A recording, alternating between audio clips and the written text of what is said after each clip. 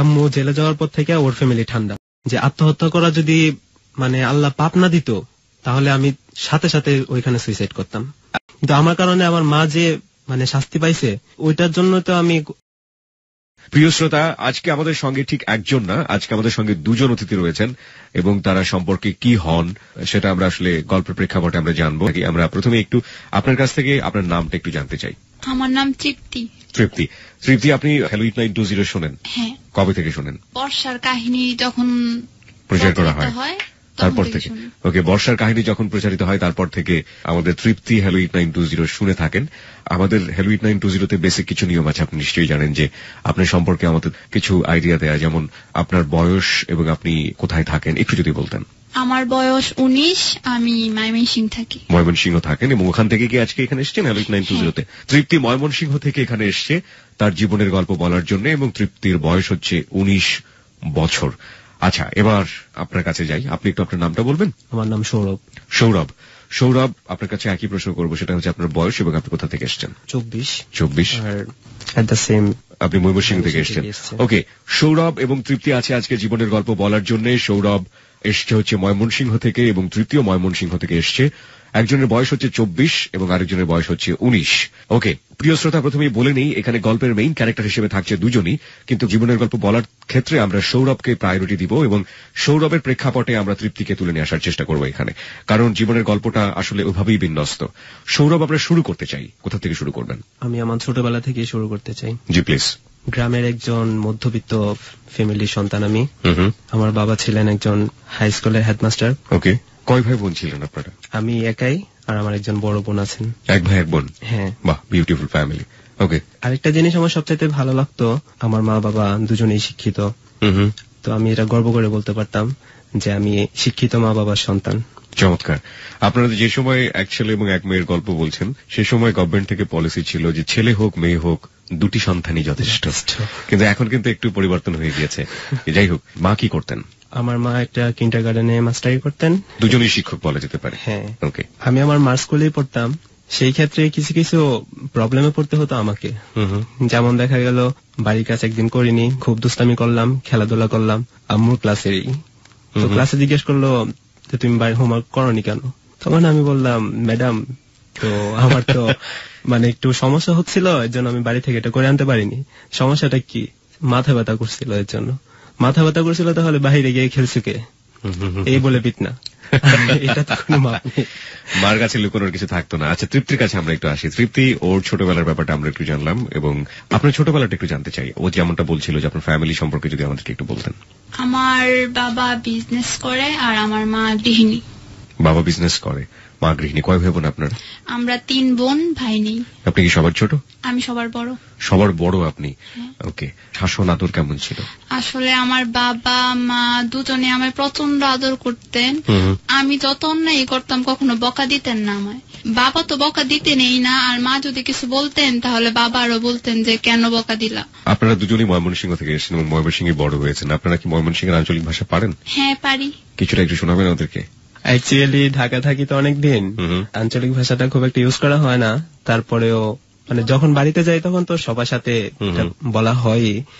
আচ্ছা, আপনার কাছে শুনি। হ্যাঁ, এভাবে বলাটা কিন্তু আসলে একটু টাফ হয়ে যায়। আচ্ছা, ঠিক আছে, আমরা তারপরেও যদি আঞ্চলিক ভাষা আপনাদের কাছ থেকে আমরা কিছু শুনতে পারি সেটা আমাদের জন্য ভালো লাগবে, এই অর্থে যে ময়মনসিংহের এই মুহূর্তে যারা শুনছেন শ্রোতারা তারা অনেক আপন ভাববেন আপনাদেরকে। ঠিক আছে, বলার প্রেক্ষাপটে বের হয়ে আসতে পারে।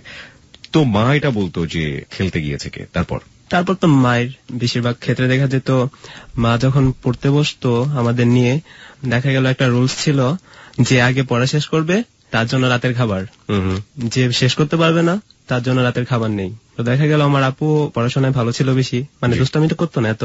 আপুর পড়া শেষ হয়ে যেত 8টা-9টার ভিতর, আমার দেখা গেল 11টা-12টা পর্যন্ত আমি বসে আছি, আমার পড়া কমপ্লিট হয়নি, আমার ছুটিও নেই। আর তখন বসে বসে একটাই দোয়া করতাম, আল্লাহ আব্বুকে তাড়াতাড়ি পাঠিয়ে দাও, কারণ আমি জানি যে আব্বু চলে আসলে আর পড়া হবে না। তো দূর থেকে পায়ের আওয়াজ শোনা যেত যে আব্বু আসতেছে, তখন আমি বই বন্ধ করে ফেলতাম। আম্মু বলতো কি হয়েছে, বই বন্ধ করলি কেন? বাবা চলে আসছে। আব্বু এসে এত রাতে কিসের পড়া, আসো কাল সকাল ওইটা পড়বা। খাওয়া দাওয়া করে তারপর ঘুমিয়ে যেতাম। চমৎকার। তারপর? হ্যাঁ, বাবা খুব বিজি ছিলেন, কারণ যেহেতু উনি শিক্ষকতা করতেন প্লাস রাজনীতিতে জড়িত ছিলেন, দেখা গেল সকালবেলা বের হলে কোনো সময় দুপুরে আসতেন, আবার কোনো সময় আসতেনও না, রাতে 12টা-1টা, এমনকি আমি ঘুমিয়ে যেতাম, ঘুম থেকে উঠে সকালবেলা দেখতাম বাবা আমার পাশে শোয়া, বাট রাতে তাকে পেতাম না। মিস করতাম খুব বাবাকে। তখন মনে হতো বাবারা মনে হয় এরকমই হয়, কিন্তু এইটুকু বুঝতাম যে আমার বাবা আমাকে অনেক লাভ করে। মা অনেক ভালোবাসতেন, কিন্তু বাবা আমাকে শাসন করতেন না। মাও যদি না করে, মা বলতো তাহলে তো তোরা নষ্ট হয়ে যেতি, এর জন্য শাসন করতাম। অনেক সময় পড়াশোনা করার সময় দেখা যেত ঘরের দরজা বন্ধ থাকতো, আর বিকালবেলা আমাদের একটা রুটিন ছিল যে ঘুমাইতে হবে, আর না ঘুমাইলেও শুয়ে থাকতে হবে চোখ বন্ধ করে, অন্তত আসরের আগ পর্যন্ত। তো ওই সময়টা খুব মিস করতাম। বাইরে ছেলেমেয়ের একসাথে সবাই হই হুল্লো করতেছে, খেলতেছে, আমি শুয়ে আছি, আমার কোনো কিছু করার নাই, কি আর করা। তো কিছুক্ষণ পর ঘুমাতাম না, বেশিরভাগ সময় সজাগ থাকতাম, চোখ বন্ধ করে থাকতাম, আর শুয়ে শুয়ে কাঁদতাম যে বাইরে বের হইতে পারতেছি না, এই বন্দি দশা থেকে কবে মুক্তি পাবো। কিন্তু আসলে আজান পড়তো, উঠে যাইতাম, উঠে বলতাম যে আমার ঘুম হয়েছে, এখন আমি বাইরে যেতে পারি, ঠিক আছে যাও এখন। আরেকটা মজার বিষয় হচ্ছে, একসাথে যখন পড়তে বসতাম আপু আর আমি, কোনো সময় যখন বেশি দুষ্টামি করতাম, দেখা যেত আপুরে পিটনা দেওয়া শুরু করছে আম্মু, জ্বালানা একটা ছিল, গ্রিল ছিল না, জ্বালানা দিয়ে লাফ দিয়ে পালিয়ে যেতাম। আর আমাকে যখন মায়ের শুরু হইতো তখন আপু পালিয়ে যেত, বুঝতে পারতো যে আজকে দুজনেরই মায়ের আছে কপালে। মজার স্মৃতি এবং চমৎকার শৈশব। আমরা শৈশবের দিক থেকে একটু ধীরে ধীরে বড় দিকে যাই। আমার দাদা ছিলেন অনেক ধার্মিক একজন লোক, এক নামে সবাই চিনত ওনাকে, বড় মৌলানা সাহেব নাম। ওনার খুব ইচ্ছা ছিল আমাকে মাদ্রাসায় পড়াবেন, তো ওনার ইচ্ছা অনুযায়ী আমার বাবা আমাকে হাফিজি মাদ্রাসায় ভর্তি করান। কত বছর বয়সে? প্রাইমারি পাশ করার পর। ওকে। ওইখানে আমি বেশ কিছু সময় কাটাই, এভাবে দিন চলতে থাকে। আমরা নান্দেল থাকি। মাদ্রাসায় পড়াকালীন সময়ে হঠাৎ একদিন আমার বাবা অসুস্থ হয়ে যান। আচ্ছা। দেখা গেল একটানা 7 দিন পর্যন্ত আমার বাবা ঘুমায় নাই। আমরা সবাই নিয়ে অনেকে দৌড়াদৌড়ি, হাসপাতাল, কবিরাজ, সবকিছু, কিন্তু কিছুতেই কোনো কিছু কাজ হচ্ছে না। তারপর আমরা বাসাটা ছেড়ে বাড়িতে চলে গেলাম। আমার ফুপা ছিল একজন, উনি একটা হাসপাতালে চাকরি করতেন, ওখানে নিয়ে যাওয়া হয়। ডাক্তার দেখানোর পর ঘুমের ওষুধ দেওয়া হয়, কিছুটা সুস্থ হন। সুস্থ হওয়ার পর আবার আমরা ব্যাক করি বাড়িতে। তখন দেখা গেল বাবা মানে ভালোই, কিন্তু মাঝে মাঝে সমস্যা করতো। তো আস্তে আস্তে আব্বুর স্বাস্থ্যহীনতা, দুর্বল হয়ে যাওয়া, এটা অবশ্য এত দ্রুত হয় নাই প্রথম দিকে। 2006 সালের কথা, যখন 6 থেকে 10 পর্যন্ত মানে মোটামুটি ভালোই, একসময় পুরোপুরি সুস্থ হয়ে গেছে। আব্বু কিন্তু দাড়ি রাখেন নাই তখনও, তারপর দাড়ি রাখলো, মা নামাজ পড়ে 5 ওয়াক্ত। যারা আব্বুকে আগে চিনতো তারা পরে আর দেখে চিনে না, কারণ আব্বু অনেক স্মার্ট ছিল। আচ্ছা আচ্ছা, স্বাস্থ্যগত একটা পরিবর্তন আসে। তারপর 11 সালে আবার আব্বু অসুস্থ হয়ে যায়, দেখা যায় প্রেসার স্ট্রোক করা হয় আর কি।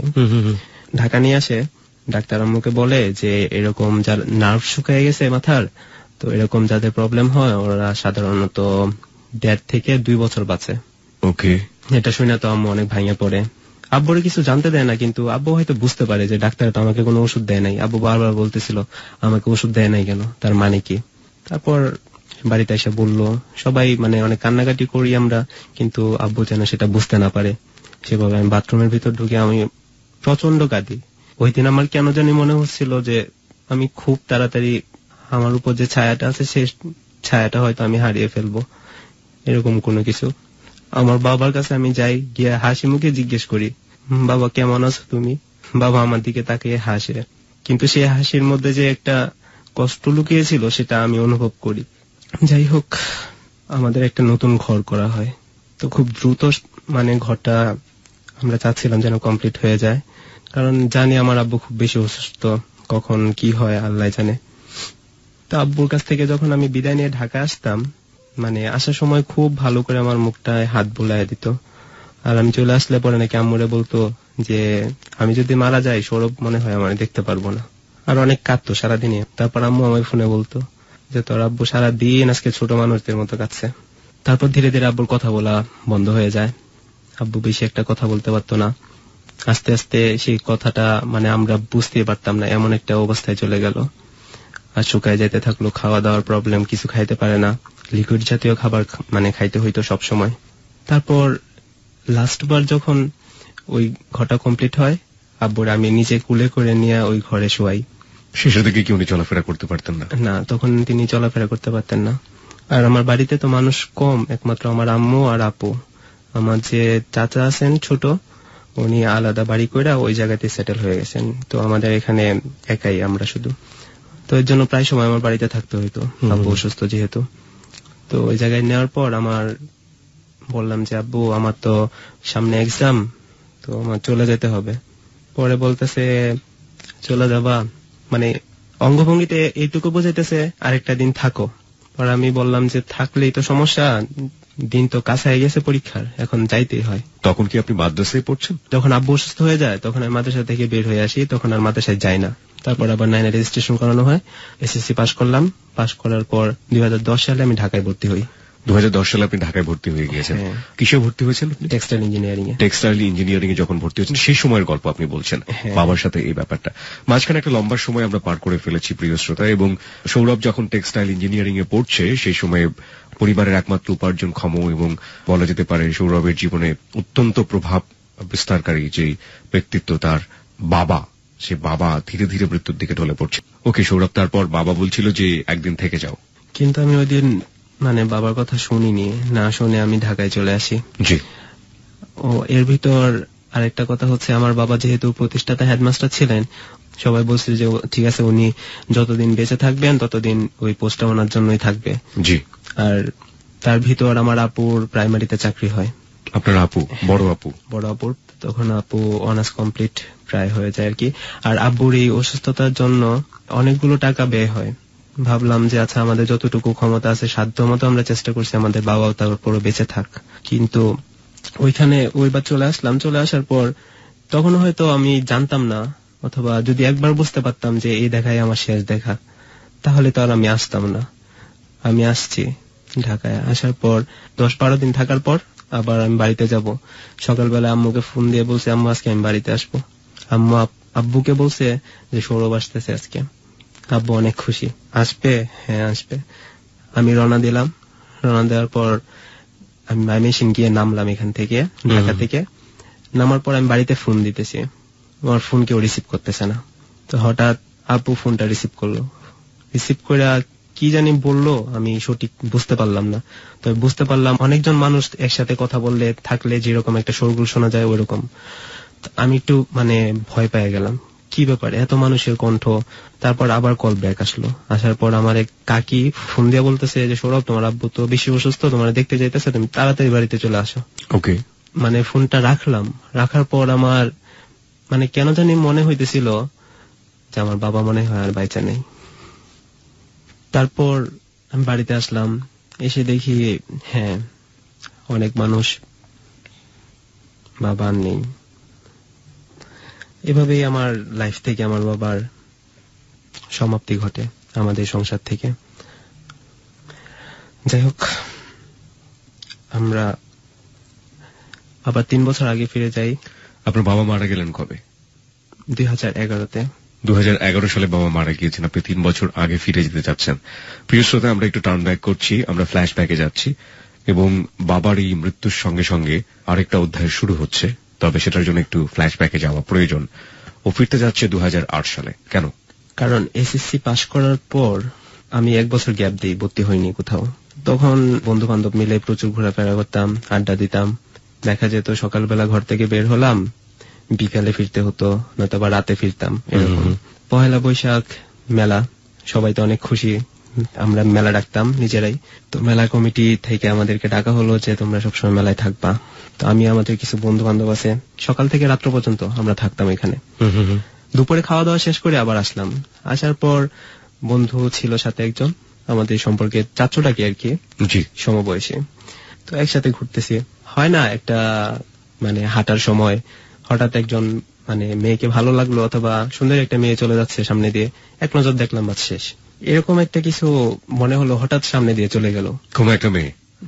ওকে। দেখলাম এক পলকের জন্য। কিছুটা সামনে আগানোর পর হঠাৎ করে মনে হলো আচ্ছা মেয়েটা কি আরেকবার দেখা দরকার, মানে মেয়েটা কি এরকম কিছু যে দ্বিতীয়বার দেখতে হবে। আবার ফিরে দেখালাম, কিন্তু তার ফেসটা দেখা যাচ্ছে না। আমার এখনো স্পষ্ট মনে আছে, চোখে ভাসে এখনো, তার একটা কালো বল এরকম একটা 3 পিস পরা ছিল, চুলগুলো ছাড়া, হালকা হালকা কুকরা। আচ্ছা, এই মেয়েটাই তো আজকের তৃপ্তি, রাইট? ওকে, প্রিয় শ্রোতা, বুঝতেই পারছেন সম্পর্ক আমরা পেয়ে গিয়েছি। প্রথম দেখার অনুভূতিটা আসলে ব্যক্ত করছে সৌরভ, এবং সেই মেয়েটি হচ্ছে আজকের তৃপ্তি, যে আমাদের অনুষ্ঠানে এই মুহূর্তে রয়েছে। তৃপ্তির পরিচয় তো আমরা প্রথমেই করিয়ে দিয়েছি। মনে আছে ও যখন আপনাকে প্রথমভাবে দেখছিল, আপনি কি ফলো করছিলেন বা আপনি বুঝতে পেরেছিলেন? আসলে আমি ওকে তখন ফলো করিনি, আমি বুঝতেই পারিনি যে কেউ একজন আমাকে দেখছে।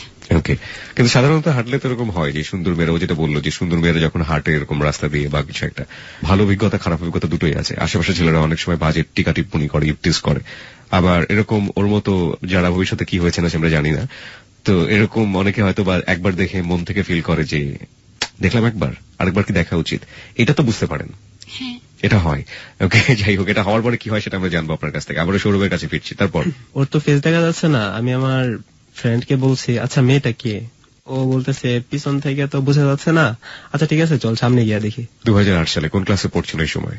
তখন এসএসসি পাস করার পর 1 বছর গ্যাপে ছিল ওই সময়টাতে। তার মানে আপনার বয়স তখন 15 বছর? না না না, বেশি হবে, 17-র দিকে বয়স।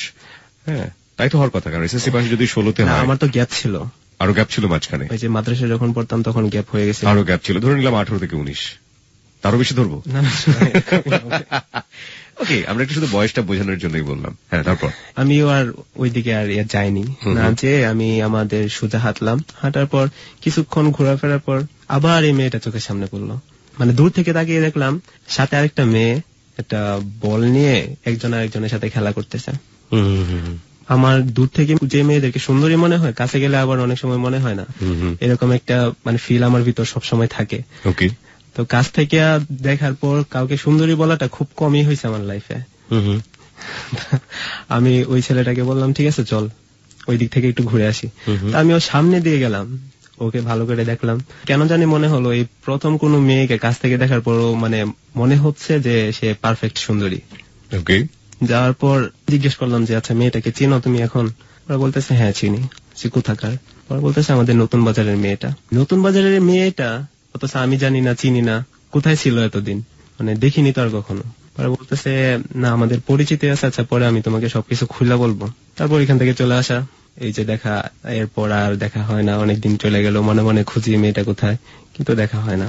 এর মাঝখানে আমি বলতে চাই, ওকে প্লিজ প্লিজ তৃপ্তি, 2009 সালে মানে 1 বছর পর পুরো আমি ওকে ফার্স্ট দেখি মেলায়। তো আমি দেখতে পাইনি ওকে, ও শুধু আমায় দেখে। আমি আর আমার 2টা ফ্রেন্ড স্কুলে যাচ্ছি। জি, তো কোন ক্লাসে পড়েন তখন আপনি? ক্লাস 9 এ পড়ি। ক্লাস 9 এ পড়েন, ওকে। তখন স্কুলের সামনে দেখি একটা ছেলে দাঁড়িয়ে আছে। দূর থেকে দেখে মনে হচ্ছে যে ছেলেটা মনে হয় সুন্দর, মানে আপনারও মনে হচ্ছে এরকম? মানে ভালো লেগে গেল। দেখা যাক ভালো লাগা কোন জায়গাটা গিয়ে থামে। তারপর এগোচ্ছি আর ছেলেটাকে দেখছি। তারপর এক সময় দেখলাম যে ছেলেটা আমার দিকে তাকালো, আর আমার অভ্যাস ছিল যে কোনো ছেলে দিকে আমি তাকাতাম না, মানে যখন বুঝতে পারতাম ছেলে আমার দিকে তাকাচ্ছে তখন তাকাতাম না, মানে এক নজর দেখতাম, দেখার পর আর তাকাতাম না। ও যখন আমার দিকে তাকায় আমি তখন অন্যদিকে ফিরে যাই। তো ওরে দেখে আমার মনে হলো যে এই ফার্স্ট মনে হয় নান্দাইল ভালো কোনো ছেলে দেখলাম। বুঝতেই পারছেন যে আমরা যেই বেদনা বিধুর সময় কাটিয়েছি, জীবনের গল্প এখন ঠিক অন্যদিকে মোড় নিয়েছে। আমরা ঠিক জানি না সামনে আমরা কোন ধরনের ফিলিংস এর মধ্যে দিয়ে যাব। সুইট একটা ফিলিংস এর জন্ম হয়েছে, কিন্তু এখন পর্যন্ত দুজনের মধ্যে কথোপকথন হয়নি। আমরা কি সৌরভের কাছে ফিরে যাবো আবার? ওকে সৌরভ, তারপর? ও যেটা বললো আমাকে ফার্স্ট দেখে ওই দিন, কিন্তু আমি কনফিউজ ছিলাম মেয়েটা কি ওইটাই না অন্য কেউ, কারণ তখন হয়তো ওর নাকে নোলক ছিল না, কিন্তু পরে নোলক পরা দেখলাম। তারপর চেহারাটা দেখলাম অনেক আগে, ওই দিন ছিল আবার স্কুল ড্রেস পরা। আমি কনফিউজ ছিলাম এর জন্য যে মেয়েটা কি ওই মেয়েটাই না অন্য কেউ।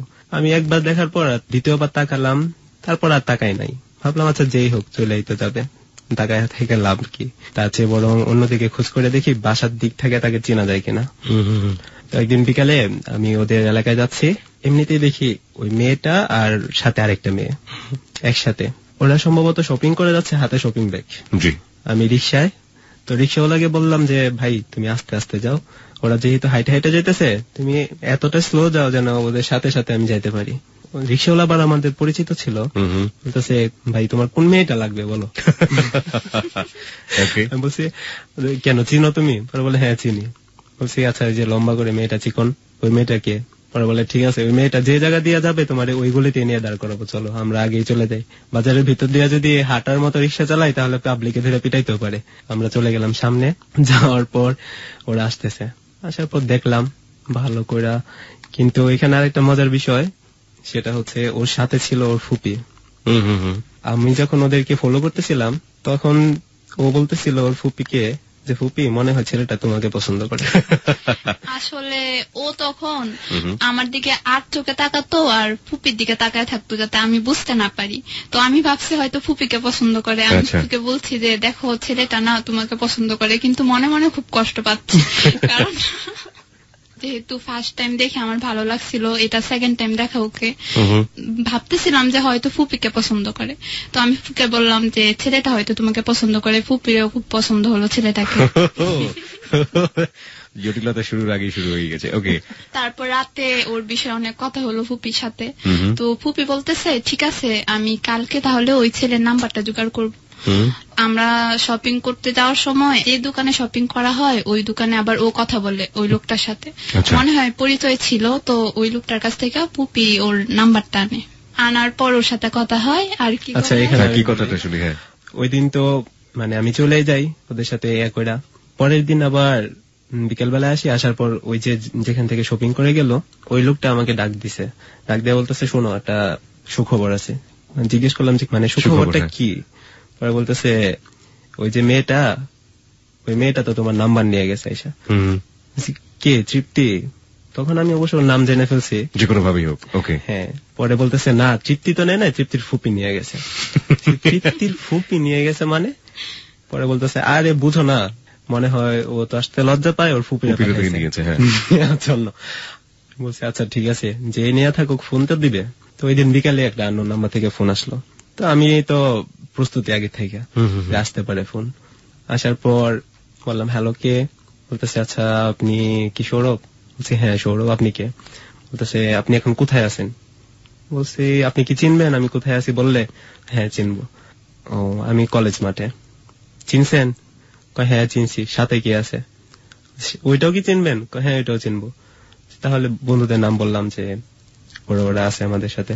বলতেছে আচ্ছা ঠিক আছে ওদের কাছ থেকে দূরে যান, একা যান, পরে আপনার সাথে কথা আছে। আচ্ছা দূরে গেলাম, যাওয়ার পর পরিচয় দিল যে আমি ওই মেয়েটা। বললাম ও কেমন আছেন? তখন তো আমার শ্রদ্ধা বাইরে গেল। আপনার শ্রদ্ধা বাড়ছে আর স্নেহ বাড়ছে না, ওর যে কি বাড়ছে সেটা আমরা জানি না। যাই হোক, হ্যাঁ তারপর জিজ্ঞেস করলাম কি ব্যাপার, আপনি আমার নাম্বার কোথায় পেলেন? আমি জানি, তারপরও জিজ্ঞেস করলাম আর কি, যেখান থেকে পারি নাম্বারটা জোগাড় করছি আপনার সাথে কথা বলার জন্য। তা আমি বললাম আমার সাথে কি কথা? বলতেছে যে থাকে না এমনিতে আপনাকে ভালো লাগে কথা বলতে, এর জন্য। তখন তো আমার ভিতরে একটু মানে খটকা লেগে গেল। আমি একটু জিজ্ঞেস করলাম আচ্ছা এক মিনিট আমার কথাটা শোনেন। কি? আপনার সাথে যে ওই দিন একটা মেয়ে ছিল, ওই মেয়েটা কে? বলতেছে আমার ভাইস্তি হয়। ভাইস্তি হয় মানে কেমন ভাইস্তি? কেমন ভাইস্তি মানে আপন ভাইস্তি, আপন বড় ভাইয়ের মেয়ে। বলছি ও আচ্ছা, কেন বলেন তো? আমায় জিজ্ঞেস করতেছে। না মেয়েটাকে আমি অনেক দিন ধরে পছন্দ করি কিন্তু বলতে পারতেছি না, আন্টি আপনি আমায় হেল্প করেন প্লিজ। মানে সে মনে হয় একটু শকড। বলতেছে না না এসব কি বলেন, ও খুব ভালো মেয়ে, ওই প্রেম টেম করবো না, শুধু শুধু ওর ইয়ে করে লাভ নাই। না আন্টি আমি বিশ্বাস করি পৃথিবীতে পারা যায় না এমন কোনো কিছু নাই, মন থেকে চাইলে সবই পাওয়া যায়। আপনি আমায় শুধু একটু হেল্প করেন, দেখবেন ও ইনশাল্লাহ রাজি হয়ে যাবে। ও তো কনফিডেন্সলি না করতেছে, না এটা হবেই না কখনো। বলছে আচ্ছা ঠিক আছে আমি আপনার সাথে পরে কথা বলবো এই বিষয়ে। তো দেখা গেল রাতে আবার ফোন দেয়, ও বলে আমার কথা, আমি বলি তৃপ্তির কথা। দেখা গেল ও সরাসরি বলতে পারতেছে না, যেহেতু আমি প্রথমে ওকে আটকিয়ে দিছি, ওর ভাইস্তির কথা বলে ফেলছি। তো আমি বললাম যে দেখেন আন্টি আমি তো ওরে অনেক লাইক করি, এখন কি কইরা ওরে পাওয়া যায় ওরকম একটা বুদ্ধি দেন। পরে বলতেছে ও তো প্রেম করবো না, তার চেয়ে বরং আমি প্রেম করব, আমার জন্য একটা ছেলে খুঁজে দেন। আপনার জন্য? আচ্ছা ঠিক আছে, কেমন ছেলে পছন্দ আপনার? পরে বলতেছে আপনার মতো হলেই চলবে।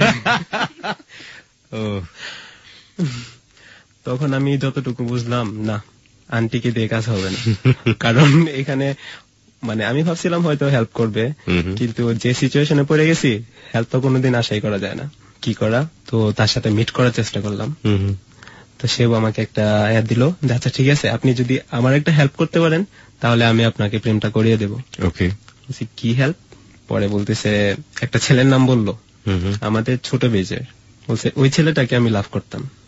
আচ্ছা, তো ওই ছেলেটা এখন মানে আমার সাথে ব্যাকআপ হয়ে গেছে, কিন্তু আমি আবার তারে ফেরত চাই।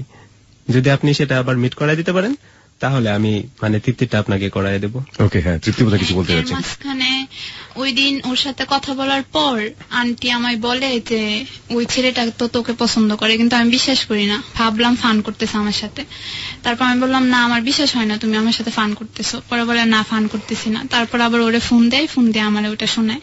তারপর আমি না করে দিই যে না আমি রিলেশন করব না। হয়তো ওরে ভালো লাগছিল কিন্তু রিলেশন করব ওইরকম কোনো ইচ্ছা আমার ছিল না, কারণ বাবা মা আমায় অনেক বিশ্বাস করতো, ভালোবাসতো, ওদের মনে কষ্ট দিব ওইটা আমি মানে ভয়ও কাজ করতো যে জানতে পারলে ওরা কি ভাববে আমায়, সেটা। পরিবারের বড় মেয়ে আপনি? হ্যাঁ, তো আমি না করে দিই আন্টির কাছে যে ওকে তুমি না করে দিবা।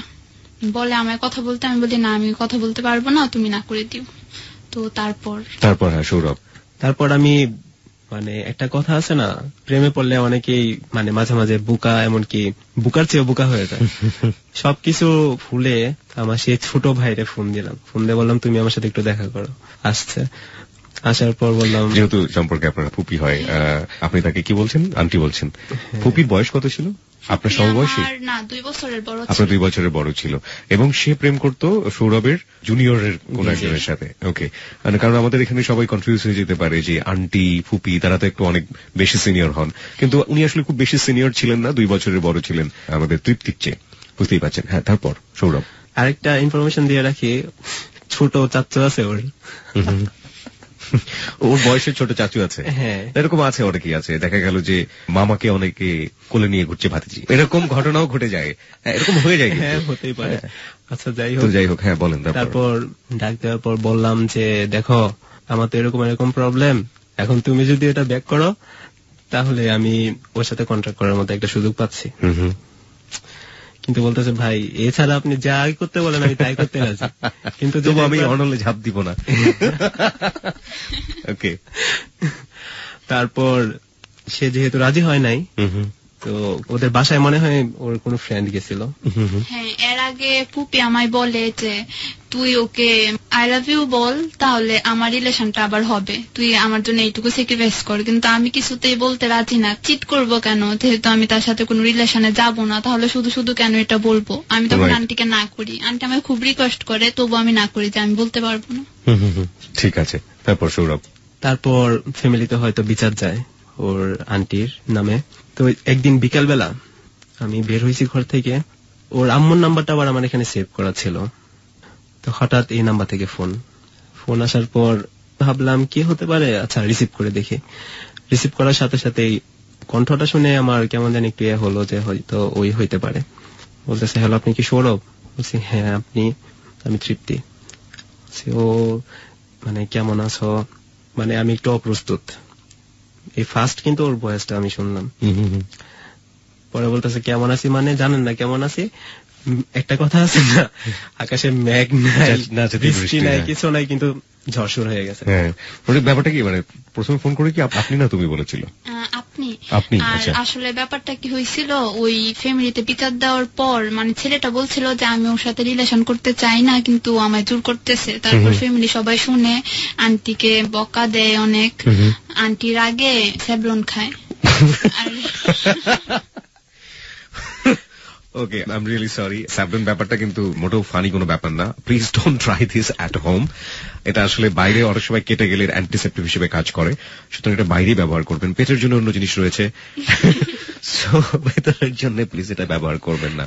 হিতুই ভরে ধরে যেতে পারে। আন্টির কি হয়েছিল স্যাভলন খাওয়ার পরে, এটা আগে শুনে নেই। স্যাভলন খাওয়ার পর সবাই হাসপাতালে নিয়ে যায়, আমিও সাথে যাই। যাওয়ার পর খুব কাঁদতেছি, খুব খারাপ লাগতেছে যে, আর এটা তো আমি জানি যে ও ওই ছেলেটাকে বলছে, বলার পরই আমার ফ্যামিলিতে বিচার আসছে, তো ওর প্রতি আমি খুব রেগে গেছি।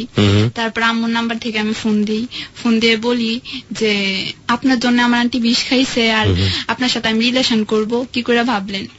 তারপর আপনি কি বললেন সৌরভ? আসলে ওর কথাগুলো শোনার জন্য প্রস্তুত ছিলাম না, আমি কিন্তু বিষয়টা জানতাম না। যখন এটা বললো তখন আমার মনে হইতেছে আসলে আমি বুঝতে পারি না আমারই ভুল হয়েছে, যে তোমার ফ্যামিলির মানুষগুলা সবগুলার মাথা তাচ্ছিরা না হয় স্যাভলন খাবে কেন, এটা বললা ঠিক আছে আজকের পর থেকে আমি ভাববো তোমার সাথে আমার কোনোদিন দেখা হয় নাই, এটা বলে আমি ফোন রেখে দিছি। রেখে দেওয়ার পর একটার পর একটা ফোন আসতেছে।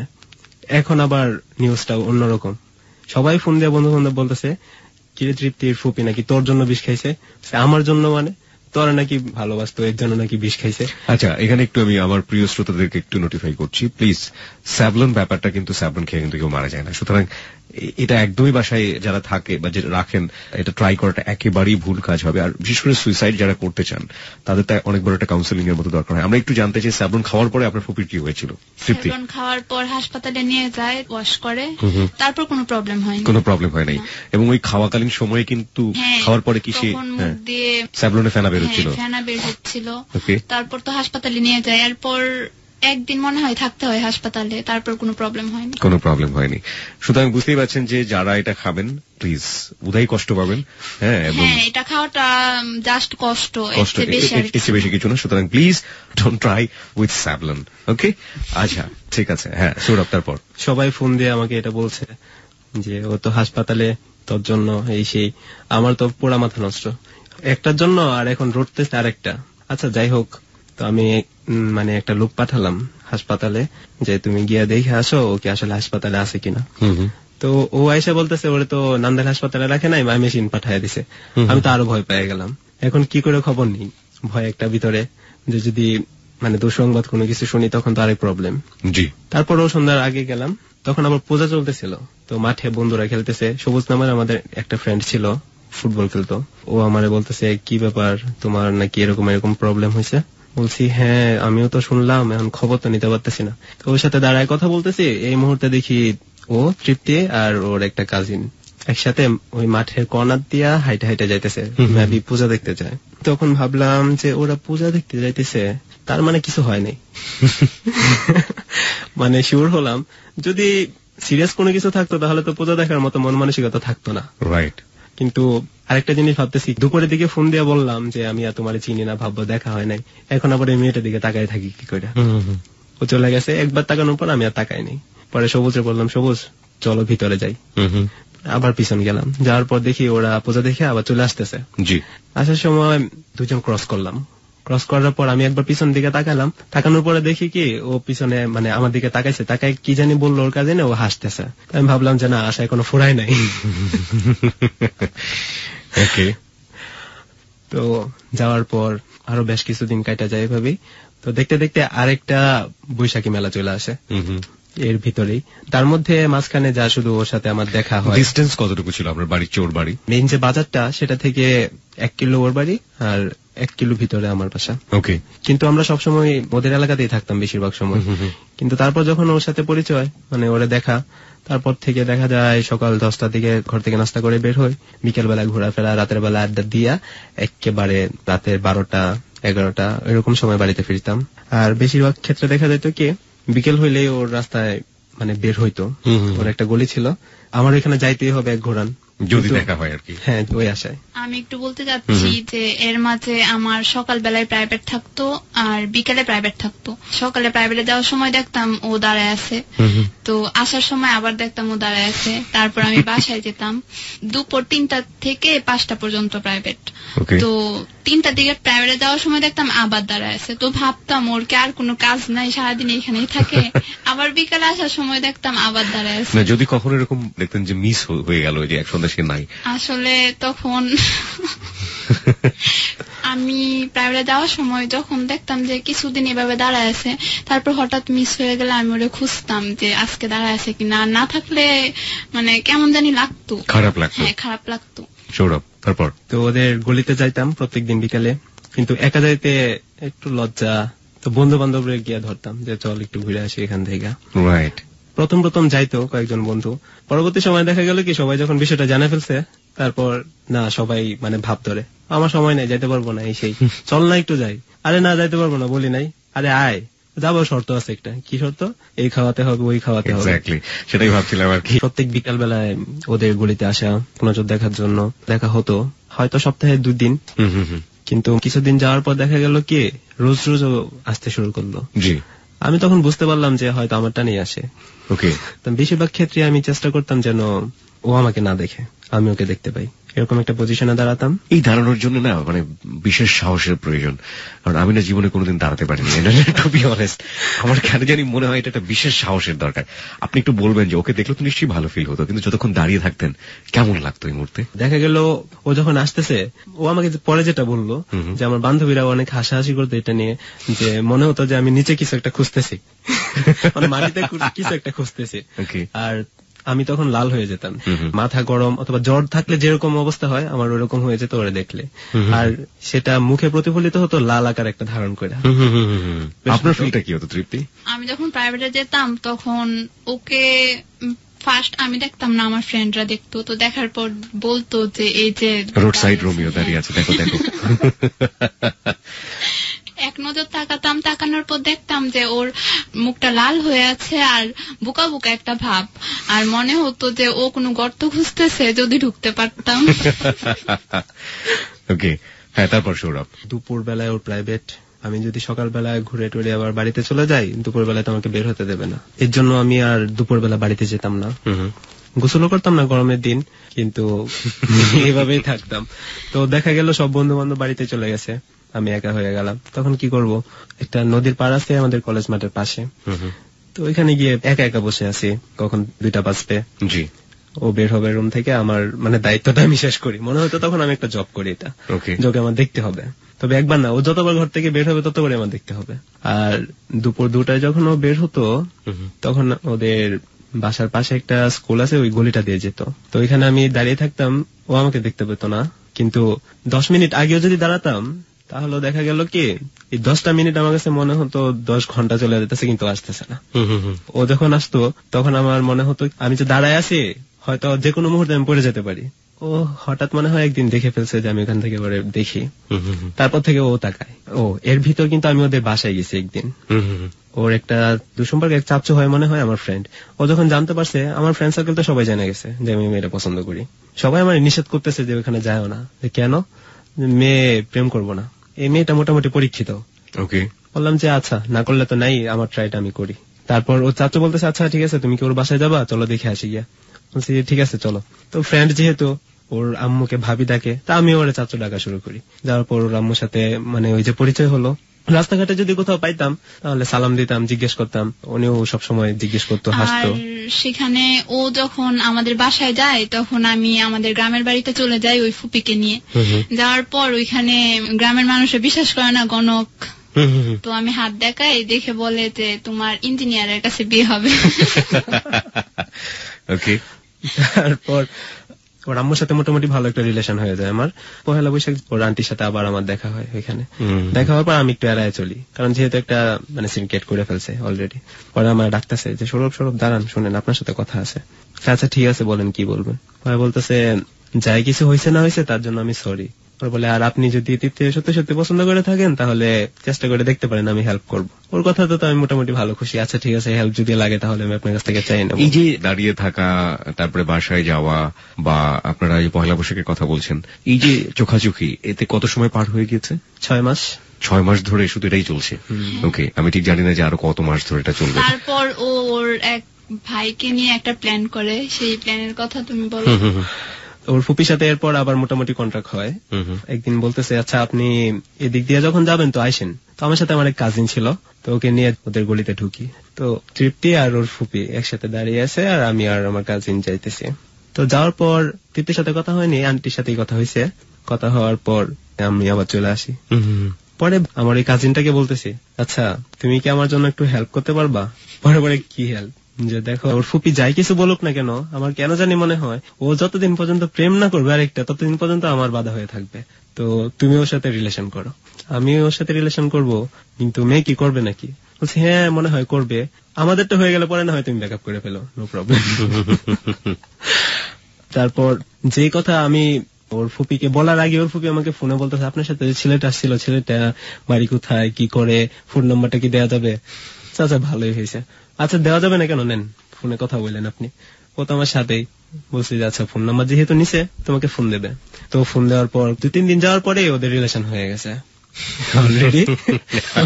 হয়ে যাওয়ার পর মানে তার ফেসিলিটিটা আমি ভোগ করবো, কারণ যেহেতু ওর ফুপি, সেই হিসেবে আমার কাজিন যেহেতু দূরের, সেখান থেকে আসে, আমাদের এখানে আসার পর ওর ফুপি বলে আসো দেখা করবো তোমার সাথে। ও বলে আমি তো নান্দালে কিছু চিনি না, ছেলে পেলেরা আমার দেখলে মানে মাইরও দিতে পারে, তো আমি তো সৌরভ ভাইয়াকে ছাড়া যাবো না। এই একটা সুযোগ। বলছে আচ্ছা ঠিক আছে তুমি সৌরভ রে নিয়ে আসো। সৌরভ ভাইয়া তো একা একা আসবো না, তুমি তৃপ্তি নিয়ে আসো, তাহলে সৌরভ ভাইয়া আসবো। কিন্তু আমি তো আসবো না, আন্টি আমাকে খুব রিকোয়েস্ট করতেছে, আমি ভয় পেতেছি যে কখনো তো এর আগে এরকম হয়নি, খুব হাতে পায়ে ধরতেছে। আচ্ছা ওর মুখের দিকে তাকায় আমার জন্য ওর দেখা করাটা মিস হবে, আর যেহেতু একসাথে থাকি এরপর হয়তো এটা নিয়ে প্রবলেম হইতে পারে, তো আমি গেলাম। ওকে, ও এভাবে আসা শুরু করলো। আমার কাজিন ওর ফুপির সাথে কথা বলে, কিন্তু দেখা যায় একা একা দাঁড়ায় আছে। আমি গিয়ে সারাদিন কথা বললো, আমি কি আছি, ওর আশেপাশে কেউ একজন আছে, ওর এটা ফিল নাই। ও বাড়িতে গেল, বাড়িতে যাওয়ার পর ও যখন আসতেছে রিক্সা দিয়ে ওর ফুপির সাথে, তখন আমি রিক্সার মাঝখানে দাঁড় করালাম, কথা বললাম আমার আন্টির সাথে, বললাম যে আচ্ছা আপনি নামেন, আপনার সাথে কথা বলি। সম্ভবত 1 হাত দূরে হবে, কিন্তু ও আমাদেরকে তাকাই না। আমার মনে হইতেছে আমি অশরীরী কেউ একজন, আমার শরীর নাই, আমি জাস্ট কথা বলতেছি, ওর কোনো ফিলিংস নাই, ওর চোখের মধ্যে কিছু ভাসতেছে না। তো একদিন আবার রাতের বেলায় বলতেছে যে আপনারা কোথায় আছেন, আমরা তখন ময়মনসিংহ। বলতেছে আচ্ছা আপনার কাজিনকে নিয়ে আসেন, অনেকদিন ধরে আমি দেখি না এসেই। পরে আমি বলছি আচ্ছা কাজিনকে বলেন। তো কাজিনকে বলছে, কাজিন তো জানেই যে তার রিলেশনটা একমাত্র আমাকে হেল্প করার জন্য। সে বলতেছে আচ্ছা তাহলে তুমি এক কাজ করো, তৃপ্তিকে নিয়ে আসো। তারপর আমরা গেলাম। যাওয়ার পর আমাদের একটা কি ব্যাংক ছিল ওইটা ছাদে, ওইখানে আসছে। আসার পর দেখা গেল কি মানে ওরা দুজন কথা বলতেছে, আমি এক পাশে দাঁড়ায় আছি, ও গিয়ে ছাদের এক কর্নারে দাঁড়ায় রয়েছে। তো আমি ওর কাছে গেলাম, যাওয়ার পর বলতেছি তুমি কি আমার কথাগুলো বুঝবা না? পরে বলতেছে আপনি কি বুঝাইতে চান আমাকে, যে তুমি কি এটা জানো না যে আমি তোমার লাভ করি? পরে বলতেছে এটা তো সব ছেলেরাই বলে। তাহলে হবে, আমরা অনেকক্ষণ পরে কিছু একটা পেয়েছি আর কি, সাহস করে বলেছে। ইদানিং বিভিন্ন বিজ্ঞাপনে দেখা যায় যে টেস্ট ম্যাচ খেলার সময় এখন আর নেই, সুতরাং দ্রুত যা বলার বলে দিন। কতদিন সময় নিলেন এটা বলার জন্য? 1 বছর। 1 বছর। এই যুগে এমনও প্রেম হয়, চোখের জলে কথা কয়। কত সালের ঘটনা এটা? 2010 সাল। খুব বেশি দূরে নয়। আমরা কিন্তু প্রাগৈতিহাসিক প্রেমের গল্প শোনাচ্ছি না আপনাদেরকে, একবারে 2010 সালের প্রেমের তরতাজা গল্প। ঠিক আছে, বলার পরে ও কি বললো? ও বলতেছে এটা তো সব ছেলেদেরই ডায়লগ। এখানে এর আগে কেউ বলেছিল তৃপ্তি? আসলে আমি যখন ক্লাস 2 এ পড়ি তখন থেকেই ছেলেরা বলেছে না এই ধরনের কথাবার্তা। আচ্ছা, তবে আমার মনে হয় ওকে যারা যারা আই লাভ ইউটা বলছে তার মধ্যে থেকে সবচেয়ে বাজে ভাবে আমি বলছি। মানে বাজে ভাবে বলতে যেটা বোঝায় যে আমি মানে পুরোপুরি ফিলিংসটা নিয়ে এত সুন্দর করে বলতে পারি নাই। নর্মালি যেটা চলে এসছে এক ধরনের ভয়, হ্যাঁ বললে কি হবে, সবকিছু কাটিয়ে হঠাৎ করে একটা মানে মাথা ছাড়া দিয়ে ওঠার মতো এরকম। তারপর ও তো উল্টা। পড়ার পর আপনি দাঁড়িয়েছিলেন নাকি সেন্সলেস হয়ে গিয়েছিলেন বা পড়ে গিয়েছিলেন? না না না, ওইরকম ইয়ে ছিল না ওই দিন। তবে আমার ইচ্ছা ছিল যে আজকে যেভাবে হোক ওর মুখ থেকে একটা কিছু বের করবো, আর কত। তারপর ওকে যখন বললাম ও তো ওর সিদ্ধান্তে অনড়। তারপর ও বলতেছে আচ্ছা ঠিক আছে, আপনি যদি আমার ফ্যামিলি রাজি করতে পারেন তাহলে আমি রাজি আছি, এছাড়া আমার পক্ষে আর কিছু করা সম্ভব না, আমি এখন চলে যাবো। এসে বলতেছি না তুমি থাকো কিছুক্ষণ, তোমার সাথে আমার কথা আছে, চলে যাবে। তারপর আমি ওরা অনেক ভয় দেখালাম যে তুমি যদি এখন চলে যাও তাহলে কিন্তু আমি এটা করে ফেলবো, না ওইটা করে ফেলবো। ও তখন গলায় ছুরি ধরেছিল। আমার একটা ছিল কি আমি তো ওর গলায় ছুরি ধরলে ও ভয় পাবে না, কারণ জানে যে আমি ওর কিছু করতে পারবো না। প্রত্যেকদিনে অন্তত এতটুকু বিশ্বাস করে ফেলছে যে ওরা আমি অনেক লাভ করি। আর এই বিশ্বাসটা না থাকলে নিশ্চয়ই সন্ধ্যার সময় ছাদে ওর সাথে দাঁড়ায় থাকতাম না, আন্টির সাথেও যেতাম না। তারপর ভাবলাম আচ্ছা ও যেহেতু আমাকে ভয় না পাক, কিন্তু এতটুকু নিশ্চয়ই তো ভয় পায় যে আমি আমার নিজের কোনো ক্ষতি করে ফেলতে পারি। এই জন্য ছুরিটা ওর গলায় না ধরে আমার নিজের গলায় ধরছিলাম। তুমি যদি চলে যাও। ছুরিটা কি প্ল্যান করে নিয়েছিলেন সাথে নাকি সাথে সবসময় থাকতো? প্ল্যান করা, এটা প্ল্যান করা যে আজকে একটা কিছু হবে। হয়তো মানে ওকে আমি এই কথাটা বলছিলাম যে দেখো তোমার ভালোবাসা না পায়া কষ্ট পাওয়া চাইতে একসাথে মরে যাওয়ার কষ্টটা মনে হয় আমার কাছে অনেক কম মনে হবে। এই গল্পটা শুনে অনেকে ইন্সপায়ার হতে পারেন, তাদের উদ্দেশ্যে বলছি ভাই please don't try this at home. এবং গলায় ছুরি ধরলে কিন্তু এরকম অনেক মেয়ে আছে নিজের গলা কেটে ফেললেও একবারও ফিরে তাকাবে না। সুতরাং প্লিজ, এটা ওদের গল্প এবং ওদের মতো করে এটা সত্যি। সুতরাং নিজেরা কখনো যারা অনেক চেষ্টা করছেন মেয়েদের মন পাওয়ার জন্য, দেখা গেল নিজের গলায় নিজের ছুরি ধরে বলো কিছু একটা। আমি জানি না রেজাল্ট হয়েছিল কিনা, ও কিছু বলেছিল যে দেখেন আমি বিশ্বাস করবো কি করে আপনাকে। আমি বলছি একবার বিশ্বাস করে দেখো, আমি যদি কখনো বিশ্বাস ভাঙি তখন আমাকে তুমি বলতে পারো যে আমি তো আপনাকে বলছিলাম যে আপনাকে আমি বিশ্বাস করতে পারতেছি না। ও বলতেছে তখন তো বিশ্বাস যদি ভাঙাও ফেলেন আমার কিছু বলার থাকবে না, তো বললে আর লাভ কি হবে তখন। বলছি কাউকে না কাউকে তো বিশ্বাস করতেই হবে। তো সেক্ষেত্রে তুমি আমাকে একটা সুযোগ দিচ্ছ না কেন? ও আমায় বলে যে তুমি কিছুদিন আমার সাথে ফোনে কথা বলো।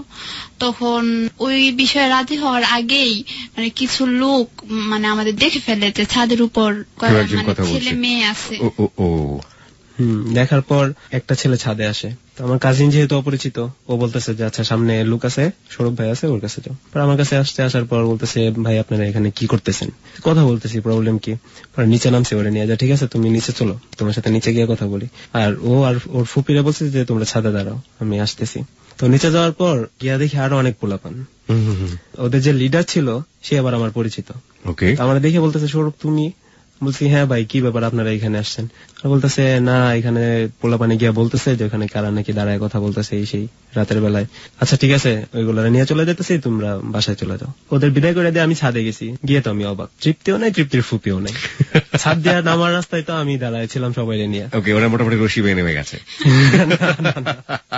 আমি তো এটা নিয়ে ভয় পাইতেছি যে ওরা নামলো কি করে, এটা কি করে পসিবল? কারণ এখানে তো লাভ দিয়েও যদি নামতে চায় ভয়ে হাত পা তো ভাঙবে মাস্ট। মেয়ে মানুষের হাত তো এমনি নরম। আপনার আধুনিক যুগের মেয়েদের সম্পর্কে ধারণা নেই, ওরা বিল্ডিং ভেঙে ফেলতে পারে। ওদের মুখের জোরটা বেশি। আমরা নারীবাদী কথাবার্তা হয়ে যাবে কিন্তু। আমরা সামনের দিকে যাই। তারপর কিছুক্ষণ পর ওর ফুপি ফোন দিছে, ফোন দিয়ে বলতেছে তোমরা ঠিক আছো তো? আরে আমরা ঠিক আছি মানে আপনারা কোথায়, কি করে নামলেন, কোথায় দিয়ে নামলেন? আরে আমরা তো কাঁঠাল গাছ বাইরে নেমে গেছি। আসলে আমি এর আগে কখনো কোনো গাছে উঠিনি, তো আন্টির গাছে ওঠার অভ্যাস ছিল। তো ওইটা ছিল একতলা পর্যন্ত কমপ্লিট করা ছিল বাসাটা, 2 তলা এখনো হয়নি, ওইটা ছাদ ছিল। তো পাশে কাঁঠাল গাছ সাথেই মিশানো। তো আন্টি নামলো, নামার পর আমার বলতেছে নাম না হয় এখানে জানাজানি হয়ে গেলে প্রবলেম হবে। তো আমি তো নামি না, যে আন্টি আমি পড়ে যাব। তখন মাথায় কাজ করতেছিল যে এখান থেকে লাফ দিলে হাত পা ভাঙবে, কিন্তু তবুও তো মানুষ জানবে না, কিন্তু মানুষ জানলে তো মান সম্মান যাবে। জাতীয় ফল কাঁঠাল গাছের গুরুত্ব আমরা বুঝতে পারছি আজকে 920-তে। তারপর ওইটা দিয়ে আমি যখন অর্ধেকটা নামি তখনই পড়ে যাইতে চাই, তারপর আন্টি ধরার পর আচ্ছা নামার পর গাছটা অবশ্য ভিজা ছিল, এই জন্য আমার বেশি ভয় ছিল। গাছ দিয়ে যদি নামে তাহলে মাস্টার বি পড়ছে। যাই হোক, বিপদে বলে একটা কথা আছে, সেটা হচ্ছে যে বিড়াল নাকি কি পরিমাণ ঠেলাই পড়লে গেছে ওঠে, আর মানুষ কি পরিমাণ ঠেলাই পড়লে গাছ বেয়ে নামে, এটা আপনারা নিশ্চয়ই আজকে বুঝতে পারলেন। তারপর কি হলো? তারপর তো ওখান থেকে আসলাম। আসার পর আমার কাজিন বলতেছে যে একটা ঘটনা ঘটছে আজকে, তোমার রিলেশনটা যদি হয় তাহলে এজন্যই হবে, আর যদি না হয় তাহলে এজন্যই হবে না। তো তুমি কালকে পর্যন্ত সময় নাও, দেখো যে তার এক্সপ্রেশনটা কি। তো ও নাকি ওর আন্টিকে বলছিল যে সৌরভকে সাদা শার্টে অনেক ভালো লাগে। তো ওর আন্টি সেটা বলছে। বলার পর ওই দিন আমরা তো ময়মনসিংহ থেকে আসছিলাম, যেহেতু সাদা পছন্দ, তো এক সাদা শার্ট কিনে নিয়ে আসলাম। আপনি এখনো সাদা কালো পরে আছেন? ওটা কিন্তু ওর পছন্দের জন্যই। ওকে, তারপর সৌরভ ওই দিন পরের দিন সাদা শার্ট পরেছিলেন? হ্যাঁ। ওকে, তো দেখলো, দেখার পর ও একটা মুস্কি হাসি, তারপর দুষ্টুমি একটা চাহনি, মানে বুঝতে পারলাম যে না, রিলেশনটা হবে ইনশাল্লাহ। ওকে, গুড সাইন। তারপর ওর সাথে আমার ফোনে কথা শুরু। তো ও আবার বললো যে আমি যে তোমার সাথে ফোনে কথা বলি ওইটা আবার ফুপিকে বলবা না। কিন্তু আমি তুমি বলিনি, আপনি। ভুল করা যাবে না সৌরভ, এই জন্য কিন্তু তৃপ্তিকে সাথে নিয়ে আসা হয়েছে। মানে দেখা গেল কি ওর আম্মুর সাথে শোয়। ও আগেই বলছে যে আমি কিন্তু কথা বলতে পারবো না। বলছি ঠিক আছে, তোমাকে কথা বলতে হবে না, তুমি জাস্ট আমার কথাগুলো শুধু শুনবা। আমি কথা বলতাম একা একা ঘন্টার পর ঘন্টা। Oh my God! আর ও শুধু শুনতো। আর মাঝে মাঝে মনে হতো ও কি ঘুমিয়ে পড়লো, ওকে বলতাম যে আচ্ছা তুমি যদি না ঘুমিয়ে থাকো তাহলে অন্তত হালকা একটু সাউন্ড করো, আমি যেন বুঝতে পারি যে তুমি আমার কথাগুলো শুনতেছো। তো ও হালকা একটু সাউন্ড করতো। আমি এই পার্টটা তৃপ্তির কাছ থেকে শুনতে চাই, কি বলতো, কি করতেন, মার কাছ থেকে লুকোতেন কিভাবে? তো আম্মুর ফোনটা আমার কাছে থাকতো, রাতের বেলায় সাইলেন্ট করে রাখতাম, ও ফোন দিত। তো আমি তো কথা বলতে পারতাম না, আমি SMS করে পাঠাতাম। তখন আমি ভালো করে SMS ও লিখতে পারি না, কারণ এর আগে কখনো লেখেননি। হ্যাঁ, পাঠাতাম যে আমি কথা বলতে পারবো। প্রেম করার আগে সবার একবার ট্রেন হওয়া উচিত। আমরা জানি না এটার জন্য কোনো ট্রেনিং ওয়ার্কশপের ব্যবস্থা বা কোনো ইনস্টিটিউট আছে। ও আমায় বোঝাতে চেষ্টা করতো যে ও আমায় কতটা ভালোবাসে। তো আমি শুধু শুনতাম। শোনার পর ও যখন বলতো যে তুমি কি ঘুমিয়ে পড়ছো, যদি না ঘুমিয়ে থাকো তাহলে মানে একটু সাউন্ড করো, তখন আমি ওইরকম একটা সাউন্ড করতো। এমনি কি মানে ও কি বলতো, কতক্ষণ কথা বলা যায়? গান গেয়ে শোনাতো, কবিতা আবৃত্তি করতো? না, আসলে ওর ইমোশন গুলা বলতো তখন, যে ও আমায় কতটা লাভ করে আর আমায় দেখার পর ওর কি মনে হয়, মানে এগুলো বলতো। ওকে, সৌরভ। তারপর এভাবে কথা বলতে বলতে আমার একটা বিশ্বাস ছিল যে আমি যদি ওকে বুঝাতে পারি যে আমি ওকে রিয়েল লাভ করি, তাহলে মাস্ট বি ও আমার ডাকে সাড়া দেবে। এভাবে অনেকদিন কথা বলার পর একদিন আমি ওকে জিজ্ঞেস করলাম, আমার কেন জানি মনে হয় তুমি আমাকে লাভ করো। না, ও তো এই কথা শুনে চেতে গেছে। হ্যাঁ, আপনার কেন এটা মনে হবে? আমি আপনার সাথে কথা বলি, জাস্ট আপনি বলছেন বইলা আপনাকে লাভ করি না। বলছে আচ্ছা ঠিক আছে, যদি লাভ না করো তাহলে আমার সাথে আর কথা বললো না। ঠিক আছে, বলবো না। ঠিক আছে, আমি আর তোমাকে ফোন দেবো না, বাট আমার লাইফটা আমি নিজের মতো করে ধ্বংস করে দেবো। সে বলতেছে আমার এটা মানে টেকনিক, যে ওর মুখ থেকে আমি কথাটা বের করব। আমি মোটামুটি শিওর ছিলাম যে ও আমাকে লাভ করে। আর একদিনও আমাকে বলতেছিল যে আমি যদি রেগুলার আপনার সাথে কথা বলি তাহলে তো আমি আপনার প্রেমে পড়ে যাবো। এবং এটার জন্য আপনি রেগুলার কথা বলতেন? হ্যাঁ। পরে ও বলতেছে না, আপনি খারাপ হবেন কেন, যেভাবে আছেন এভাবেই থাকেন, আমি না আসি অন্য কোনো মেয়ে হলো তো আপনার লাইফে আসবে, আপনি তাকে কেন ঠকাবেন? তখন আমি বললাম তোমাকে যখন পাবো না তখন অন্য কোনো মেয়ের আমার প্রয়োজন নেই আমার লাইফে। সে বলতেছে যে না, আপনি ভালো থাকবেন। না, আমি ভালো থাকবো না। বলতেছে আপনি থাকবেন, তুমি বলার কে? আমার ভালো থাকা নিয়ে, আমার লাইফটা আমার। না, আপনার লাইফটা আপনার না, আপনার লাইফটার মধ্যে অন্য কারো অংশীদার আছে। না, আমার লাইফে কারো অংশীদার নাই। বলতেছে আপনি কেন বুঝতেছেন না? কি বুঝবো আমি? আপনি কেন বুঝতেছেন না? আমি হ্যাঁ, আপনি কি, তুমি কি বলতে চাইতেছ? আমিও আপনাকে ভালোবাসি। ওকে, দ্যাটস রিয়েলি কুল, সুইট। এই ফার্স্ট মানে ও আমাকে ভালোবাসি। মনে আছে কবে? 23 তারিখ। 23 তারিখ কোন মাসের? আগস্ট। আগস্টের 23 তারিখ। সি, ওর মনে আছে, সৌরভের মনে আছে, কিন্তু তৃপ্তির মনে নেই। That's really amazing feelings. Okay, সবকিছুই মনে থাকে। বাহ, চমৎকার। তারপর এভাবে চলতে চলতে ও তখন এসএসসি পরীক্ষা দেবে। ও তার মধ্যে আরেকটা কথা বলতে ভুলে গেছি, সেটা হচ্ছে ওই যে গাছ দিয়ে নামার ঘটনাটা, ওইটার পর ওর আম্মু আর ওর আরেকটা বড় ফুপি আছে, ওই ফুপি রাস্তায় দাঁড়ায় রয়েছে, আমি যাইতেছি আমার এক ফ্রেন্ডকে নিয়ে। সবাই জানাজানি হয়ে যায়, মোটামুটি জানাজানি হয়ে যায় বিষয়টা। ওকে, ওর আম্মু আমাকে ডাইকে নেয়। ডাইকে নেওয়ার পর আমি সালাম দিই। ফুপি জিজ্ঞেস করে যে তোমার নাম কি, বাড়ি কোথায়, কি করো, মানে আমার সবাইকে তো ওরা চিনে। তারপর বলতেছে যে আচ্ছা তুমি কি তৃপ্তিকে চিনো? বলছি হ্যাঁ চিনি। বলতে তুমি কি তৃপ্তিকে পছন্দ করো? হ্যাঁ, আমি ওরে পছন্দ করি। ওর আম্মুর সামনে তারপরও কেন জানি মন থেকে একটা সাহস হলো যে আমি বলতে পারবো, কারণ যেহেতু রিয়েল লাভ করি আমার বলতে কোনো বাধা নাই। তারপর ওর আম্মু বুঝাইতেছে আচ্ছা দেখো বাবা, আমার তো মেয়েটা ওরে নিয়ে অনেক আশা, তো এখন যদি তোমরা এই ধরনের কোনো সম্পর্কে জড়ায় যাও তাহলে তো পড়ালেখার ক্ষতি হবে। তুমিও যেহেতু পড়াশোনা করতেছো তুমি করতে থাকো, আমার মেয়েটাও পড়াশোনা করুক, তারপর যখন তোমরা মানে এস্টাবলিশড হও তখন আমরা তোমাদের বিয়ে দেবো ফ্যামিলিগতভাবে। তো আমি বললাম যে আচ্ছা আন্টি, আমি যে ওকে পাবো তার গ্যারান্টি কি? পরে ওর ফুপি বলতেছে আচ্ছা ঠিক আছে, তুমি চিন্তা করো না, তুমি আমার সাথে কন্ট্রাক্ট রাখবা, ঠিক আছে, আমি তোমাদের বিষয়টা ডিল করবো। তো ওকে, এভাবে যাওয়ার পর তারপর তো রিলেশন হইলো। এদিকে ওর ফ্যামিলির মানুষ সবসময় আমার কথা ওর কাছে ভালো বলতো ছেলেটা অনেক ভালো। ও কিন্তু তখন দেখতে পারতো না আমাকে। ওকে, যখন দেখা শুরু করলো তখন ভালো বলেনি। তারপর আমি কোচিং করতে ময়মনসিং যাওয়ার কথা। কোচিং এ যাওয়ার বিষয়ে একটা মজার ঘটনা আছে আমাদের। ও বলতেছে কোচিং এ যাবে একা, তো সাথে আর কেউ যাবে না যেহেতু, তো একটা সুযোগ আমার, আচ্ছা দিয়ে আসি। তারপর গেলাম। তখন আব্বু বাসায় ছিল না, একটু বাহিরে ছিল ব্যবসার কাজে। তো আমি আম্মুরে অনেক বলে রাজি করালাম যে আম্মু আমি একা যেতে পারবো, কোনো প্রবলেম হবে না। তারপর ও আমার সাথে যায়। ওকে, তারপর যাওয়ার পর আমরা পাশাপাশি সিটে বসি। এই ফার্স্ট এতটা কাছাকাছি রিলেশনের পর আমি ওকে বলি যে আচ্ছা আমি কি তোমার হাতটা ধরতে পারি? ও বলে না। আচ্ছা ঠিক আছে, যদি না দাও হাত, তাহলে তোমার হাতের নখগুলো তো বড় বড় আছে, আচ্ছা নখটা একটু ধরে দেখি ওইটা কেমন লাগে। তারপরও আমাকে হাত না দিয়ে শেষ পর্যন্ত ওই নখটাই ধরতে দেয়, জাস্ট ওয়ান টাইম।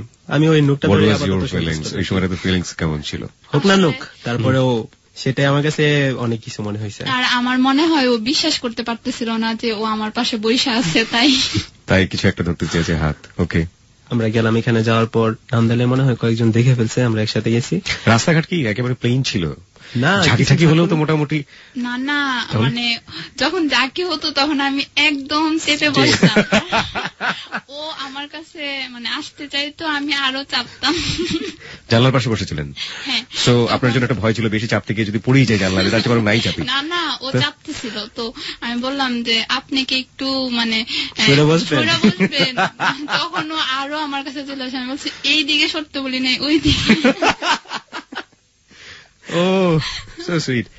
তারপর ওর বাসা থেকে ফোন দিছে, ফোন দিয়ে বলছে যে তৃপ্তি তোর সাথে কি সৌরভ গেছে? না তো। পরে আমার বলছে সৌরভ আপনি যে আমার সাথে আসছেন, মেবি ওটা জানা গেছে, আপনি তাড়াতাড়ি ম্যানেজ করেন এটা। আমি তো জানি আমাকে মাস্ট বি ফোন দেবে, তো আমি একটা মাইক্রো নিলাম, নিয়ে তাড়াতাড়ি করে নান্দাল আসলাম। মানে আল্লাহর রহমত ছিল যে আমি আসার সাথে সাথেই ওর আম্মুর নাম্বার থেকে ওর ফুপি ফোন দিছে, যে বলতেছে আচ্ছা আপনি কোথায়? বলছি আমি তো নান্দালি বাড়ি থেকে আসতেছি, আমার সাথে একটু দেখা করতে পারবেন? বলছি হ্যাঁ পারবো। কতক্ষণ লাগবে? বলছি 2 থেকে 3 মিনিট। বলছে আচ্ছা ঠিক আছে, আপনি বাসার সামনে আসেন, এসে আমার ফোন দেন। তো আমার যেহেতু ময়মনসিং থেকে ঘুরে আসছি, তারপর আবার সাথে গার্লফ্রেন্ড ছিল, একটু ড্রেস আপটাও অন্যরকম, তো স্বাভাবিক ঘোরাফেরা তো আর এইসব ড্রেস আপ পরে করা হয় না সচরাচর। তো আমি সামনে পড়ছে আমার এক মামাতো ভাই, বলছে এই সামন দাঁড়াই দিকে আয়, কি যে তোর জুতা গুলা দে আর আমার কেস গুলা তুই পরে যা। ওর ছুটি পড়ছে আমি। পর সামনে আগানোর পর দেখি যে আরেক বন্ধু দাঁড়া কি যে তোর শার্টটা দে, আমারে শার্টটা পরা আমি ওর গেঞ্জিটা দেয়া দিছি ওরে, কোন প্রকার সন্দেহ না থাকে যে আমি ময়মনসিং থেকে আসছি। তারপর গেলাম। সামনে কি আর কেউ পড়বে মানে চেঞ্জ করার জন্য? আমরা অত পর্যন্ত যেতে যাচ্ছি না আর কি। তারপর এখানে গেলাম, যাওয়ার পর মানে ওর আম্মু আসলো, আসার পর আমার দেখে বলতেছে যে দেখো বাবা তুমি তো এখানে নান্দাইল ঘুরতেছো আর মানুষ কত খারাপ। ওরা আমার ফোন দিয়ে বলতেছে তুমি নাকি আমার মেয়েরে নিয়ে গেছো ময়মনসিং। সে আন্টি কি বলেন এইসব, আমি ওইখানে যাবো কেন? আপনি এরকম ছেলেই না। আমি তো এরকম না, আপনি আমাকে চেনেন না। হ্যাঁ আমিও তো বলি সৌরভ তো এরকম না। ও আচ্ছা, এভাবেই মানে এখান থেকে বাচ্চা হয়ে গেল। তারপর ও যেহেতু ময়মনসিং আমাদের একটা বোটানিক্যাল গার্ডেন আছে ইউনিভার্সিটি, তো এখানে আমাদের প্ল্যান হয় যে আমরা ঘুরতে যাব। আগে থেকে ওর মানে রোজ আমরা এক রিক্সায় যাব না, আলাদা আলাদা রিক্সায় যাব। তো আমি আবার ঢাকা থেকে ময়মনসিং গেলাম, ও আসছে, আসার পর বলছি যে ঠিক আছে রিক্সায় ওঠো। ওঠার পর আমি উঠতে যাচ্ছি, আমার বলে এই আপনি উঠলে আমি নেমে যাবো কিন্তু। সে তো আমি কোথায় যাবো? ওরা বলে আপনি আলাদা রিক্সায় যান। ঠিক আছে আমি যাবোই না, আমি আবার ঢাকায় ব্যাক করতেছি। পরে ও বুঝতে পারছে আমি রাগ করতেছি, পরে শেষ পর্যন্ত আচ্ছা উঠলাম একসাথে। যাওয়ার পর আমরা ঘুরলাম। ওই দিন অনেক এই ফার্স্ট মানে মনে হতেছিল যে আমি আসলে প্রেম করছি, কারণ আই লাভ ইউ হয়তো বলা হয়েছে, ফোনে কথা হয়তো, কিন্তু একসাথে তো ঘোরা হয় নাই, আর পাশাপাশি বসা হয় নাই, ভালো করে দেখাও হয় নাই। তো আমরা নদীর পাড়ে বসি, কথা বলতে থাকি অনেকক্ষণ পর্যন্ত। হঠাৎ আমি ওর হাতটা ধরি, ধরার পর ওর দিকে তাকায় দেখি ও চোখ বন্ধ করে আছে। তারপর আস্তে করে আমি ওর মাথাটা আমার কাঁধে রাখি, চুপ করে এখানে বসে থাকি। ও আমি তখন বুঝতেছিলাম যে আমার শরীর কাঁপতেছে। তারপরে শক্ত করে আমি নিজেকে ধরে রাখার চেষ্টা করতেছি, আর ওর কি অবস্থা তখন দেখার আমার সময় নেই, আমার নিজেরটা নিয়ে আমি। সেটাই হয় আসলে প্রথম জীবনে এক মাথার ওজনই সহ্য করা মুশকিল, সেটাই হয়। So sweet moment. তারপর তো এইভাবে ঘোরাফেরা সবকিছু ভালোইভাবে চলতেছিল। ওর এসএসসি এক্সাম হলো, এক্সামে ও আগে থেকে বলতেছে যে তখন কিন্তু অলরেডি আপনি থেকে তুমিতে চলে আসছে, আগে বলে রাখি। তারপর ও বলতেছে আমার রেজাল্ট যদি খারাপ হয় তার জন্য তুমি দেই। আচ্ছা ঠিক আছে, কি রেজাল্ট হলে তুমি খুশি? প্লাস পাইলে? বলে হ্যাঁ। ও তো আবার সায়েন্সের ছাত্রী, তো বলছি ঠিক আছে দাও তুমি প্লাস পাবা, যদি পাই তো তোমার কপাল ভালো, আর যদি না পাই তাহলে তোমার কপালে খারাপ আছে। তো আমি ও চেতে টেনশনটা আমি একটু বেশি করতেছিলাম, কারণ বলতে এবারে স্বাভাবিক যে তোমার সাথে প্রেম করে আমার প্লাসটা ছুটছে। মানে আল্লাহর রহমত আছে, ও প্লাসটাই পাইলো, এ প্লাস। সে তো অনেক খুশি, আমিও খুশি, বন্ধু বান্ধব সবাই ধরলো, তার গার্লফ্রেন্ড তো এ প্লাস পাইছে, মিষ্টি খাওয়ালাম। কিন্তু ওর কাছ থেকে মিষ্টিটা আমি এখনো পাইনি, এখন স্টিল নট ওকে। মিষ্টি পেয়েছেন না কি পেয়েছেন সেটা আমরা শেষ পর্যন্ত জানবো, সকল মিষ্টি মিষ্টি নয়। যাই হোক, তারপরে কি হয় আর কি? আমাদের রিলেশন দিনে দিনে অনেক গভীর হইতে থাকে। প্রত্যেক দিন রাতে কথা বলতাম, এমন কোন দিন নাই যে আমার কথা না বলে থাকতে পারি নাই। দেখা গেল ও ফোন সাইলেন্ট কইরা শুইছে, 12টার দিকে ওইটা কথা বলবে, অথবা একটু রেস্ট নেই, ঘুমায় গেছে। ফোন দিতে দিতে 12টা থেকে 2টা, 2টা থেকে 3টা, 3টা থেকে 4টা। কিন্তু ও সজাগ হওয়ার পর দেখে যে তার এখানে মিস কল ভাইসে রয়েছে এতগুলা, আর সময় চলে গেছে অনেকটা। ওইটা তখন মিস কল দিছে, সেটা সকালেই হোক আর রাতে যে কোনো সময় হোক, মিস কল দেওয়ার সাথে সাথে আমি ব্রেক। ও বলছে তুমি এখনো ঘুমাও নাই? বলছি তোমার সাথে কথা না বলে আমি কোনোদিন ঘুমাইছি দেখছো?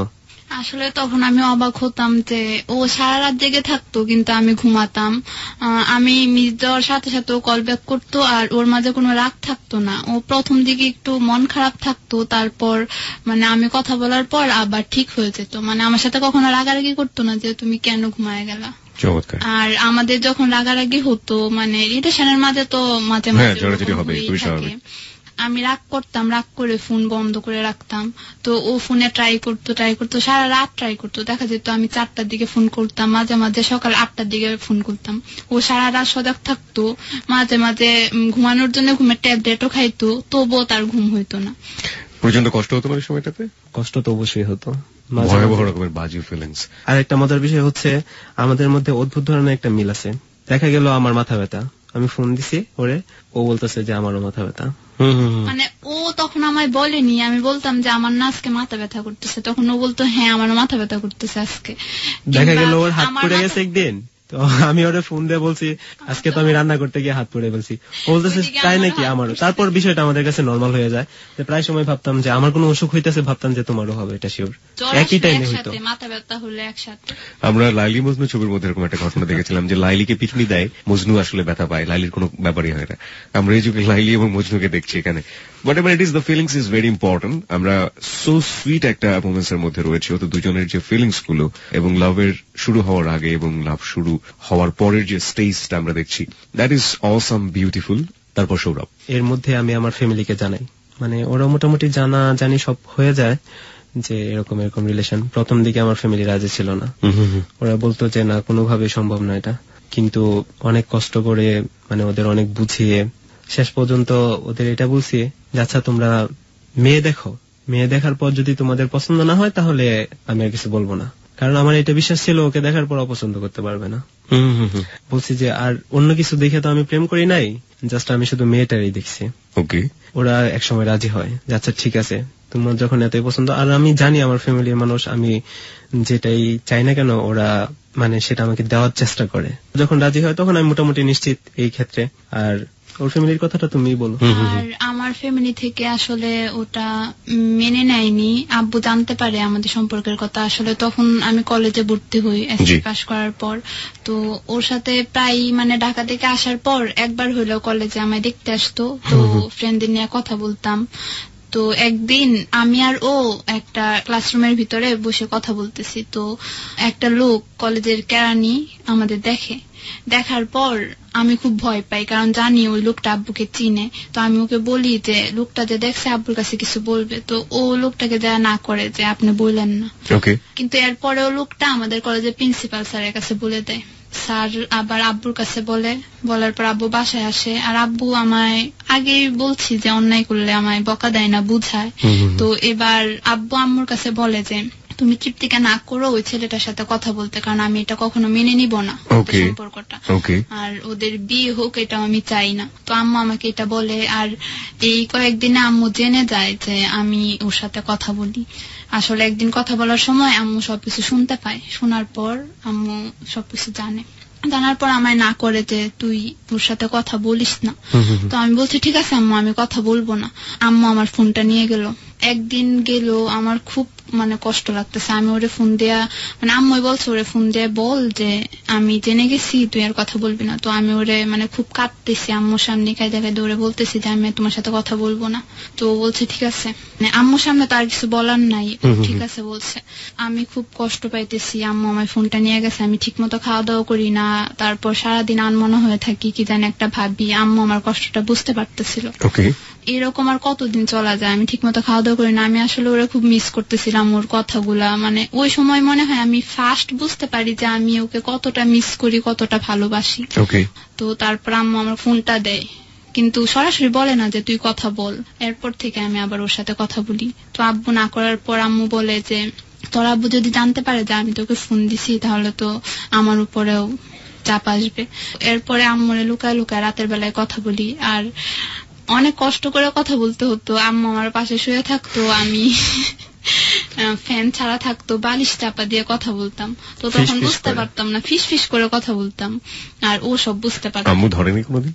না, এইভাবে কথা বলতাম যে আমার সাথে কেউ শুয়ে থাকলে বুঝতে পারবে না, কারণ ফিস ফিস করে আমি ছাড়া অন্য কেউ ওর কথা বুঝতে পারে না, আমার কথা বুঝতে পারে না, শুধু ওই একমাত্র বুঝতে পারে। মানে আমিও আমার কথা বুঝতাম না, আমি শুধু ঠোঁট নাড়াইতাম আর ও বুঝা নিত যে আমি বলছি। তারপর আমি কোচিং করতে আবার ময়মনসিং যাই, ইন্টারে তখন আবার বোটানিক্যাল গার্ডেন ঘোরাঘুরি। ও আমার জন্য অবশ্য নিজের হাতে রান্না করে নাস্তা বানিয়ে নিয়ে আসছিল এক সময়, সেটা আমরা পার্কে বসে ও নিজের হাতে আমাকে খাইয়ে দেয়। আর ও আমার ঢাকায় বেড়াইতেও আসে আমাদের এখানে, বেড়াইতে আসলে আমাদের ফ্রেন্ডের মানে এখানে ঘুরি আমরা একসাথে, অনেক মজা করি।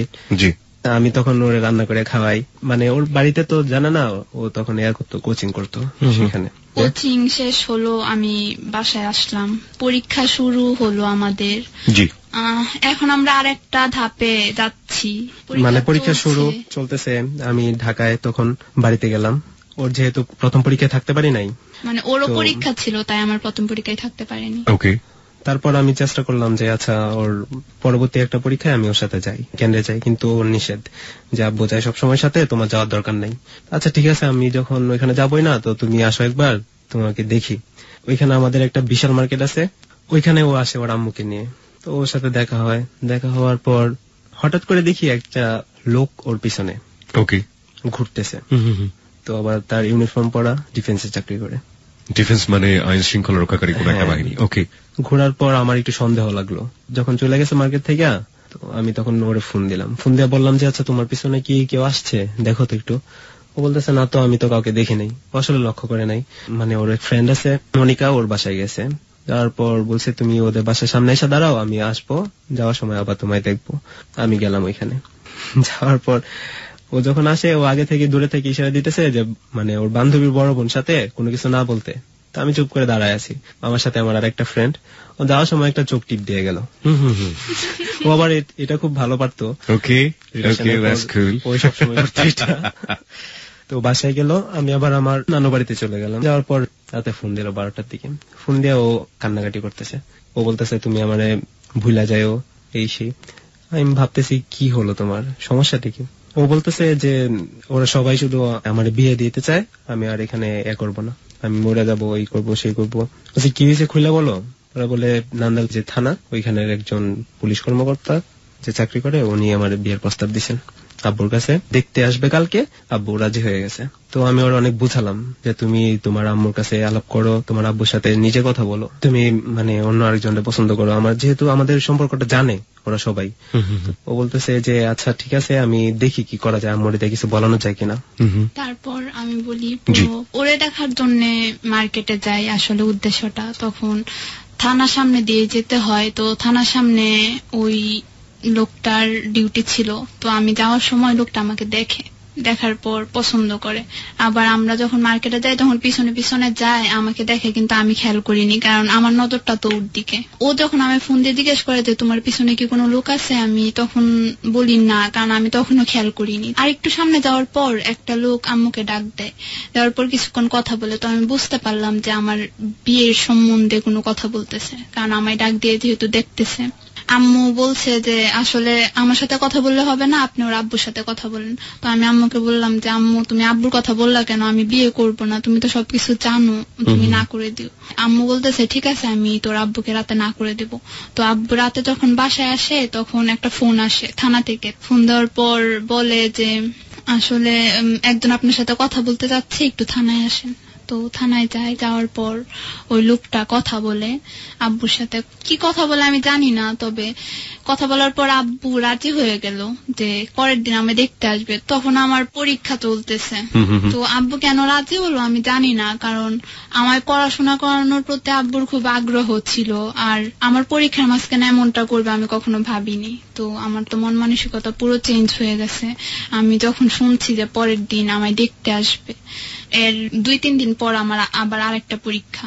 তারপর আমি রাতে, ও যেটা বললো, রাতে ওকে ফোন দিই। রাতে আর খাওয়া দাওয়া করিনি। সবাই অনেক বোঝায়, দেখলে কি বিয়ে হয়ে যায়, মানে আমার সবাই মিথ্যা কথা বলে ওদের সামনে নিতে চায়। তো আব্বু বলতেছে দেখলে কি বিয়ে হয়ে পড়ে, তুই আমার মান সম্মানটা বাচ্চা, যেহেতু ওরা কালকে আসবে, আমি ওদের কাছে কি উত্তর দিব। আমাকে বাড়িতে যাওয়ার জন্য বলে, পরের দিন সকালে আমরা বাড়িতে যাব, ওরা দুপুরে আসবে। আমি আর আমার বোন একসাথে যাব, আর আম্মু অনেক ভোরবেলায় চলে গেছে, কারণ কাজ টাজ করতে হবে, মেহমান আসবে যেহেতু। তো আমি আর আমার বোন যেহেতু যাব, আমি ওরে বলে রাখছি যে তুমি রাস্তায় থেকো, আমি তোমার সাথে একটু কথা বলে যাব। তো যাওয়ার সময় ওর সাথে কথা বলে আমি বাড়িতে যাই। তারপর বিকালে মেহমান আসে, আসার পর আমায় দেখলো, দেখার পর পছন্দ করলো। মানে ওরা এতটাই পাগল হইছে যে এর একদিন পরে বিয়ে। তো আমার তো খাওয়া দাওয়া সব বন্ধ, কান্নাকাটি, ওরা দেখতে আসছে। তো আমি বলতেছি যে আমি বিয়ে করবো না, তোমরা খুব ভালো করে জানো। আমি মানে খুব কান্নাকাটি করতেছি, কেউ আমার কথা শুনতেছে না। মানে সবাই আমায় বুঝাইতেছে যে দেখ তোর আব্বু বিয়ে দিতে চাইতেছে, এখন যদি তুই বিয়ে না করস তাহলে তোর আব্বুর মান সম্মান যাবে। ওরা ওই দিনে আংটি পরা রাখতে চাইতেছে, তো আমি তো আংটি কিছুতেই পরবো না। আমি বলতেছি না, যদি আংটি পরাও তাহলে আমি কিন্তু বাড়ি ছেড়ে চলে যাব, তোমরা আংটি পরাও না। আপনি তখন কোন ক্লাসে পড়ছেন? তখন আমার পরীক্ষা চলতেছে, ইন্টারমিডিয়েট ফাইনাল পরীক্ষা। এটার মানে আপনার বয়স তখনও 18 বছর হয়নি বা হচ্ছে, এরকম একটা ব্যাপার, রাইট? না, তখন 18 বছর হয়ে গেছে, মানে 23 তারিখে আমার 18 বছর পূর্ণ হয়ে গেছে। পূর্ণ হয়ে গেছে, ঠিক আছে। পরীক্ষা হয় এপ্রিলে। তারপর মানে এরকম একটা সিচুয়েশন, মানে ওদের সামনে ছেলে আমার সাথে আলাদা কথা বলতে যাচ্ছে। তো আমি বলছি যে আমি যদি ছেলের সাথে কথা বলি তাহলে আমি বলবো যে আমার আরেকটা রিলেশন আছে, আমি ওই ছেলের বিয়ে করতে পারবো না। এই কথা শোনার পর ওরা আর ছেলের সাথে আমার কথা বলতে দেয়নি, আর ওরা আমার কথা শুনতেছে না, বলতেছে যে এরকম রিলেশন তো হয়, বিয়ের পর সব ঠিক হয়ে যাবে, তুই বিয়েটা একবার করে নে। কিন্তু আমার পক্ষে তো বিয়ে করা সম্ভব না, আমি না করতেছি।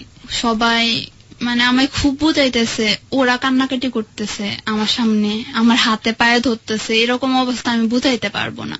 আমি মানে রাজি করানোর জন্য আমায়, তারপর ওরা ডেট দিয়ে দিছে, ওরাও চলে গেছে। চলে যাওয়ার পর আমিও কোনো সিদ্ধান্ত দিইনি। চাচু বলতেছে যে দেখ তোর আব্বু ছুরি নিয়ে বসছে, আত্মহত্যা করবে বলতেছে, তুই রাজি হয়ে যায় বিয়েতে। কিন্তু আমি কোনো আনসার দেইনি।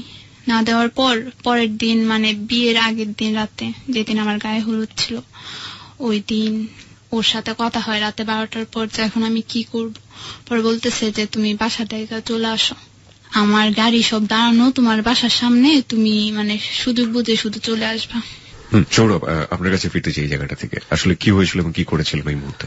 ও যখন বাড়িতে যাবে, দেখা করে গেল নানু বাড়ির রাস্তায়, তখন বলে গেছে যে আমার আব্বু বলছে যে আচ্ছা সামনে যাও, সমস্যা নাই, দেখলেই তো আর বিয়ে হয় না, দেখার পর আমরা না করে দেবো যে না, ছেলে পছন্দ হয় নাই। তৃপ্তির বিশ্বাস ছিল যে ওর বাবা হয়তো সত্যি বলছে, এরকমই হবে। কিন্তু বাড়িতে যাওয়ার পর ও আমাকে 1 মিনিট ফোন দেয়, কিছুক্ষণ পর ফোন দিয়ে বলতেছে যে সৌরভ, বাড়ির অবস্থা তো অন্যরকম মনে হইতেছে। কিরকম?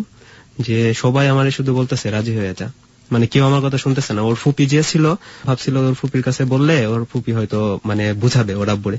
ওর ফুপি বলতেছে কিসের কি, ছেলে অনেক টাকা আছে, তুই রাজি হয়ে যা, আর কি চাস তুই, ছেলে দেখতে যেমনই হোক রাজি হোক। ও বলতেছে আমি যদি তোমার সাথে কন্ট্যাক্ট করতে না পারি তাহলে আমার এক কাজিন, সে আমার সাথে যোগাযোগ করবে। ওর কি হইতেছে না হইতেছে ওর ছোট বোনে আমাকে সব জানায় ফোন দিয়া। ওর বোনে কাঁদতেছে ফোন দিয়া, ভাই এখন আমি কি করব বলেন। আব্বু দেখলাম চাচুরা সবাই আপুর পা ধরে বৈশা কাঁদতেছে। আমি তো অবাক, মেয়ের বিয়ে দেওয়ার জন্য রাজি করাইতে কোনো সময় বাবা চাচুরা পা ধরে বৈশা কাঁদে, ফার্স্ট আমার শোনা। আমি ভাবলাম যে আচ্ছা এই ছেলেটার মধ্যে কি এমন কোনো কিছু আছে যেটার জন্য তোমার আব্বু অথবা তোমার ফ্যামিলির মানুষ এরকম পাগল হয়ে গেছে ওর সাথে বিয়ে দেওয়ার জন্য। ওরা বলে আমি কিছু জানি না ভাই, এখন আমি কি বলবো বলেন। আচ্ছা ঠিক আছে, দেখি কি হয়। তো আমি চেষ্টা করি ওই লোকটার নাম্বার জোগাড় করার জন্য, কিন্তু ভুলে আমি আরেকজনের নাম্বার নিয়ে ফোন দিই। ফোন দেওয়ার পর ওই লোক তো বলতেছে না ভাই, আপনি আসলে যারে খুঁজতেছেন আমি মানে সে না। পরে আমি ওরা অনেক বোঝানোর চেষ্টা করি, তৃপ্তি আমার সাথে পরে যোগাযোগ করলে যে এখন তুমি কি বলো। ও বলতেছে আমি তো তোমারে ভালোবাসি, যদি আমার ভালোবেসে থাকো তাহলে তুমি যদি আমায় 100% ভালোবাসো তাহলে আমার কাছে চলে আসো, আর যদি এক বিন্দু তোমার ফ্যামিলির প্রতি টান থেকে থাকে অথবা অন্য কোনো কিছু তোমার ইয়া থেকে থাকে তাহলে তুমি আইসো না। ওকে। সে বলতেছে আমি তোমার কাছে চলে আসবো। আমি বলছি ওকে, তুমি আসো, আমি তোমার জন্য গাড়ি পাঠাবো। তো আমার এক ফ্রেন্ড, ও মোটরসাইকেল নিয়ে ওর বাসার সামনে দাঁড়ানো, বলছে যে আমার এক ফ্রেন্ড আছে, তুমি এসে গাড়িতে ওঠো, ও তোমার নিয়ে আমার কাছে চলে আসবে। ও ওইখানে চলে আসলো, মোটরসাইকেলে ওইটা আমাদের এখানে চলে আসলো। তখন রাত আনুমানিক 2টা বাজে। রাত 2টার সময় আপনি বাসা থেকে বের হলেন কিভাবে তৃপ্তি? তখন রাতে তো মানে আমি খুব কান্নাকাটি করতেছি যে আমি বিয়ে করব না, কেউ আমার কথা শুনতেছে না। আমি আম্মুর কাছে বলতেছি আমি কিন্তু বাসা ছেড়ে চলে যাব, আমার পরীক্ষার মাঝখানে তোমরা এসব কি শুরু করছো। আর আব্বুর কথার উপরে আমাদের ফ্যামিলিতে কেউ কথা বলতে পারে না, আর আম্মুর কথা আব্বু শুনবেও না, কারণ আব্বু খুব রাগী, আব্বু ডিসিশনই ফাইনাল। তো আমি দেখতেছি যে এছাড়া আমার আর কোনো পথ খালি নেই, ওরা আমাকে বিয়ে দিয়েই দিবে। তারপর রাতে 12টার দিকে সবার খাওয়া দাওয়া শেষ, আমি খাই না, আম্মুও খাই নাই, কারণ আমি না খেলে আবার আম্মু খাবে না। তো শুলাম সবাই, আম্মু বলতেছে আচ্ছা তুই না খেলে আমিও খাবো না, ঠিক আছে ঘুমাই। তো শুইছে, শোয়ার পর আমায় রিকোয়েস্ট করতেছে চল। ফোনটাও কিন্তু নেওয়া হয়ে গেছিল, ও ফিক্স করেছিল ফোন। ও এর মাঝখানে আমার ফোন নিয়ে গেছে, আবার খুব পাহাড় আমাদের রাখতেছে যাতে আমি কারোর সাথে কথা বলতে না পারি। তো আমার বোন রে দিয়ে আমার পাশের বাসায় একটা ফ্রেন্ড ছিল, ওই ফ্রেন্ডের কাছ থেকে ওর ফোনটা আনি, আমার কাছে লুকায় রাখি যাতে রাতে 12টার পর ওর সাথে কন্ট্যাক্ট করতে পারি, যেহেতু পালায় যাওয়ার প্ল্যান হইতেছে। তারপর ফোনটা আয়না আমার কাছে রাখি, রাখার পর রাতে আম্মু ঘুমায় না, কারণ আমার না খাওয়া আম্মু ঘুমাবে না, আম্মু সজাগ। তখন আমি বুঝতেছি যে এখন যদি আমি না খাই তাহলে আম্মু ঘুমাবে না আর আমার আর যাওয়া হবে না বের হয়ে। আর সামনের দরজা পিছনের দরজা দুইটাই আটকানো। তো আমি যখন রাতে বাথরুমে যাই তখন আম্মুকে বলি, আম্মু আমি তো জানি আমার সাথে আম্মু আসবে, আমি বলি আম্মু আমি বের হচ্ছি, তুমি আসো আমার সাথে। তখন আমি আগে গিয়ে পিছনের দরজাটা খুলে দিই বাহির থেকে, যাতে আমার ভিতরেরটা খুললে যেন দরজা খুলে যায়, না হয়তো ভিতরেরটা খুলে পিছনে আটকানো আর খোলা যাবে না, আমি বেরো হতে পারবো না। দরজাটা খুলে আবার আমি ঘরে যাই, গিয়ে তারপর আম্মুর সাথে কয়েক নলা খেলাম, খাওয়ার পর শুলাম, শোয়ার পর আম্মু কিছুক্ষণ পর ঘুমালো, ঘুমানোর পর আমি চুপি চুপি বের হয়ে গেলাম। ওকে, আসলো আপনার কাছে, তারপর আসার পর ওকে নিয়ে আমরা দূরে আমার এক ফ্রেন্ডের আত্মীয় ওদের বাড়িতে যাই। প্ল্যান হয় যে ওইখানে রাইখা আমি আবার আমার বাড়িতে চলে আসবো। পরের দিন হরতাল ছিল, তো যেহেতু হরতাল তো আমরা সন্ধ্যার আগে বের হইতে পারতেছি না, সন্ধ্যার আগে বাস চলবে না। তো আমাদের প্ল্যান এটাই যে আমি বাড়িতে থাকবো, তাহলে তো আর ওরা আমার উপর সন্দেহ করতে পারবে না। ফজরের আজান পরে আমি বাড়িতে আসতে আসতে ফজরের আজানের পরই ফোন আসা শুরু করে ওদের বাড়ি থেকে আমার নাম্বারে। তো ওরা আম্মু বলতেছে, বাবা তোমার দুইটা পায়ে পড়ি, তুমি আমার মেয়ে কই আছে আইনা দাও, তোমার কাছে গেছে। কি বলেন আন্টি, আমার কাছে আসবে কেন? অন্য কোথাও খোঁজ করে দেখেন, হয়তো রাগ করে পলায় রয়েছে। পরে বলতেছে, না গেলে একমাত্র তোমার কাছে যাইবো, আমরা সবাই জানি হ্যাঁ কি আর কারোর সাথে রিলেশন আছে যে অন্য কোথাও যাইবো। পরে আমি স্বীকার করি না, আমি বলছি যে আমি আমার ঘরে শুয়ে আছি রুমে, আমার আম্মু আর আপু ওই সময় ঢাকা ছিল, বেড়াইতে আসছে, আমি একাই ছিলাম বাড়িতে। পরে আমি ঘরে আছি, আপনারা যদি সন্দেহ করেন এসে দেখে দেন। এসে ওরা এক লোক পাঠায়, ওই লোকটা এসে আমার সাথে কথা বলে বাড়িতে যে আচ্ছা দেখো যাই হয়েছে না হয়েছে, আমার কথা কিন্তু ওরা অনেক শুনে, তো তুমি এক কাজ করো, মেয়েটারে বের করে দাও, আমরা তোমাদের ফ্যামিলিগত ভাবে বিয়েটার ব্যবস্থা করি। আমি বলছি আচ্ছা ঠিক আছে, যদি আমার সাথে যোগাযোগ করে তাহলে আমি আপনাদের জানাবো। তো ওই লোকটা চলে গেছে। চলে যাওয়ার পর একটু পরেই আবার ওর আম্মু, ওর দুই চাচু আর ওই লোকটা ওরা আসছে, আইসা সরাসরি আমার পায়ে পড়ে গেছে, বলতেছে তোমার পায়ে ধরি, তুমি আমাদের বাঁচাও। সে আমি কিভাবে বাঁচাবো আপনাদেরকে? তুমি তৃপ্তিরা নিয়ে আসো, আর না হয় অনেক সমস্যা হবে। আম্মু বলতেছে ওর আব্বু আমার রাখবো না, ডিভোর্স দেয়া দিব, যদি এরকম কোনো কিছু হয় মান সম্মান থাকবো না, অনেক সমস্যা হবে, তোমাদেরও মান সম্মান আছে আমাদেরও মান সম্মান আছে। আচ্ছা এক কাজ করো, তুমি মেয়েরা নিয়ে আসো, আমরা তোমার কাছে বিয়ে দেব, এখন মানুষ জানাজানি হয় নাই, তুমি নিয়ে চলে আসো। তো আমি চিন্তা করতেছি যে স্বীকার করব কি করব না, এরকম একটা দ্বিধাদ্বন্দ্বে আছি। কিন্তু ওর আম্মুর অবস্থা দেখা ভাবতেছি এভাবে যেহেতু বলতেছে সত্যিও তো হইতে পারে। ওর আব্বু ফোন দিছে আমার নাম্বারে, ফোন দিয়ে বলতেছে বাবা আমি যদি মুসলমান হয়ে থাকি তাহলে আমি তোমার কাছে মেয়ে বিয়ে দেবো, তুমি আমার মেয়েটা নিয়ে আসো। তারপর আমি বললাম যে আচ্ছা ঠিক আছে, আমি দেখি কি করা যায়। তো দেখা গেল একজন আমার পায়ে পড়ে আছে, আরেকজন আমার হাতে ধরে রাখছে, আরেকজন আমার মাথায় হাত বোলাইতেছে। এমন একটা সিচুয়েশন যে আমি কোনো কিছু মিথ্যা বলা অথবা করার মতো কোনো অবস্থা ছিল না। আমি ওদের পুরোপুরি বিশ্বাস করলাম। পরে আমি বলছি আচ্ছা ঠিক আছে, তবে ওই বিয়েটা ভাঙেন। ওর আব্বুরে ফোন দিছে, ফোন দিয়ে বলতেছে যে আপনি ওই বিয়েটা ভেঙে দেন। তো ওর আব্বু বলছে যে ঠিক আছে আমি ওই বিয়ে ভেঙে দিতেছি, বিয়ে আমি ওর কাছে দিব, সমস্যা নেই, তোমরা মেয়েটা নিয়ে আসো। তো আমি বলছি ঠিক আছে চলেন। তো এটা বলে আমি ওর কাছে ফোন দিই যে তৃপ্তি তুমি থাকো, আমি তোমার আম্মু আর চাচুরে নিয়ে আসতেছি। ও বলতেছে আমি বলছি যে ওরা সবকিছু এখন মাইনা নিছে, আমাদের ফ্যামিলিগত ভাবে বিয়ে হবে। আমি তখন ওকে বলি যে তুমি আমায় ওদের কাছে দিও না, কারণ আমি জানি আমার ফ্যামিলির ব্যাপারটা, যে ওর কাছে আমায় কখনো বিয়ে দিবে না, আমার ফেরত দেওয়ার পর ওর কাছে আর আমার বিয়ে দিবে না, সেটা আমি ওকে বলি যে তুমি যদি ওদের নিয়ে আসো আমি এখান থেকে পালায় অন্য কোথাও চলে যাবো। ও বলে তখন যে ওরা আমায় কথা দিছে, বিশ্বাস করে দেখি কি হয়। তো আমি ওরা বলছি যে তুমি আসলে এই দিক দিয়ে সিচুয়েশনটা বুঝতেছো না, যেহেতু এর জন্য এরকম বলতেছো, ওরা সত্যি সত্যি আমাদের বিয়ে দেবে, আচ্ছা তুমি থাকো আমি আসতেছি। রাস্তায় আরো অনেক লোকে ফোন দিছে আমাকে, ফোন দিয়ে বলতেছে যে তুমি কই যাইতেছো, কই? বলছি যাইতেছি যে একটা কাজ আছে, আমি আসতেছি। তো আমার কাকা ফোন দিয়ে আমার বলতেছে যে সৌরভ দেখ যাই কিছু হয় না হয়, তুই কিন্তু একা কখনো ওদের সাথে নিয়ে যাবি না, ওদের বাসায় যাবি না। আমি বলছি আচ্ছা ঠিক আছে। তো তৃপ্তিরে নিয়ে ওর চাচু আর আম্মুর সামনে গেলাম, যাওয়ার পর ওরা সামনাসামনি তৃপ্তির কিছু বললো না, না বলে শুধু বলতেছে চল বাসায় চল। আর আমার বলতেছে তুমিও যাও, বাসায় যাও। আচ্ছা ঠিক আছে আপনি যান, আমি আমার ফ্যামিলির মানুষ নিয়ে তারপর আসি, একা গিয়ে আমি কি করবো? তারপর বলছে আচ্ছা ঠিক আছে তুমি আসো। ওরা গেল, মোটরসাইকেল দিয়ে ওরা 3 জন চলে গেছে, আমি একা। গাড়ি পাইতেছেন অনেকটা হাইটা, তারপর অটোতে উঠলাম, প্রায় কাছাকাছি চলে আসছি। এই মুহূর্তে তৃপ্তি আমার ফোন দিছে, ফোন দিয়ে কান্নাকাটি করে বলতেছে তোমার আম্মু আমার আব্বুরে অপমান করছে। আমাদের আব্বু তো সবকিছু জানে শুনে রাজি হয়েছিল আমাদের সুখের জন্য। তোমার আম্মু বলছে যে আমাদের ছেলের বিয়ের এখনো সময় হয়নি, আপনার মেয়ের যদি বিয়ের সময় হয়ে থাকে তাহলে বিয়ে দিয়ে দেন, আমার ছেলে কখন বিয়ে করবো সেটা আমি বুঝবো, এটা আপনি দেখার কে। তখন বলছে তৃপ্তি তুমি আমার একটু সময় দাও, আমি অটো থেকে নামি আম্মুরে ফোন দিই, ফোন দিয়ে তারপর জিজ্ঞেস করি আম্মু এরকম বলছে কিনা। জাস্ট তখনও আমার মাথায় আসেনি যে আম্মুর নাম্বার ওরা কোথায় থেকে পাবে। আমি আম্মুরে ফোন দিছি, আম্মু তুমি এটা ওর আব্বুরে কি বলছো, কিছু বলি নাই তো। তখন তো আমার মাথায় আসলো তাহলে তৃপ্তি এই কথাগুলো কার কাছ থেকে শুনলো। আমি তখন গিয়ে বুঝতে পারতেছি যে আমি কি ভুল করতেছিলাম নাকি, অথবা ভুল করছি কোন একটা। তো আমি ওর আব্বুরে ফোন দিছি সরাসরি, ফোন দিয়ে বলছি আঙ্কেল আপনি কোথায় আছেন। পরে বলে আমি তো থানার সামনে, আপনি একটু ব্রিজের এখানে আসেন। তো আসছে, আসার পর আমি আমার এক ফ্রেন্ড আর ওর আব্বু গিয়ে বসলাম। বলতেছে যে আচ্ছা যাই কিছু হয়েছে না হয়েছে তোমার আম্মুর ফোন নাম্বারটা দাও। বলছি আম্মুর সাথে আপনি কথা বলেন নাই?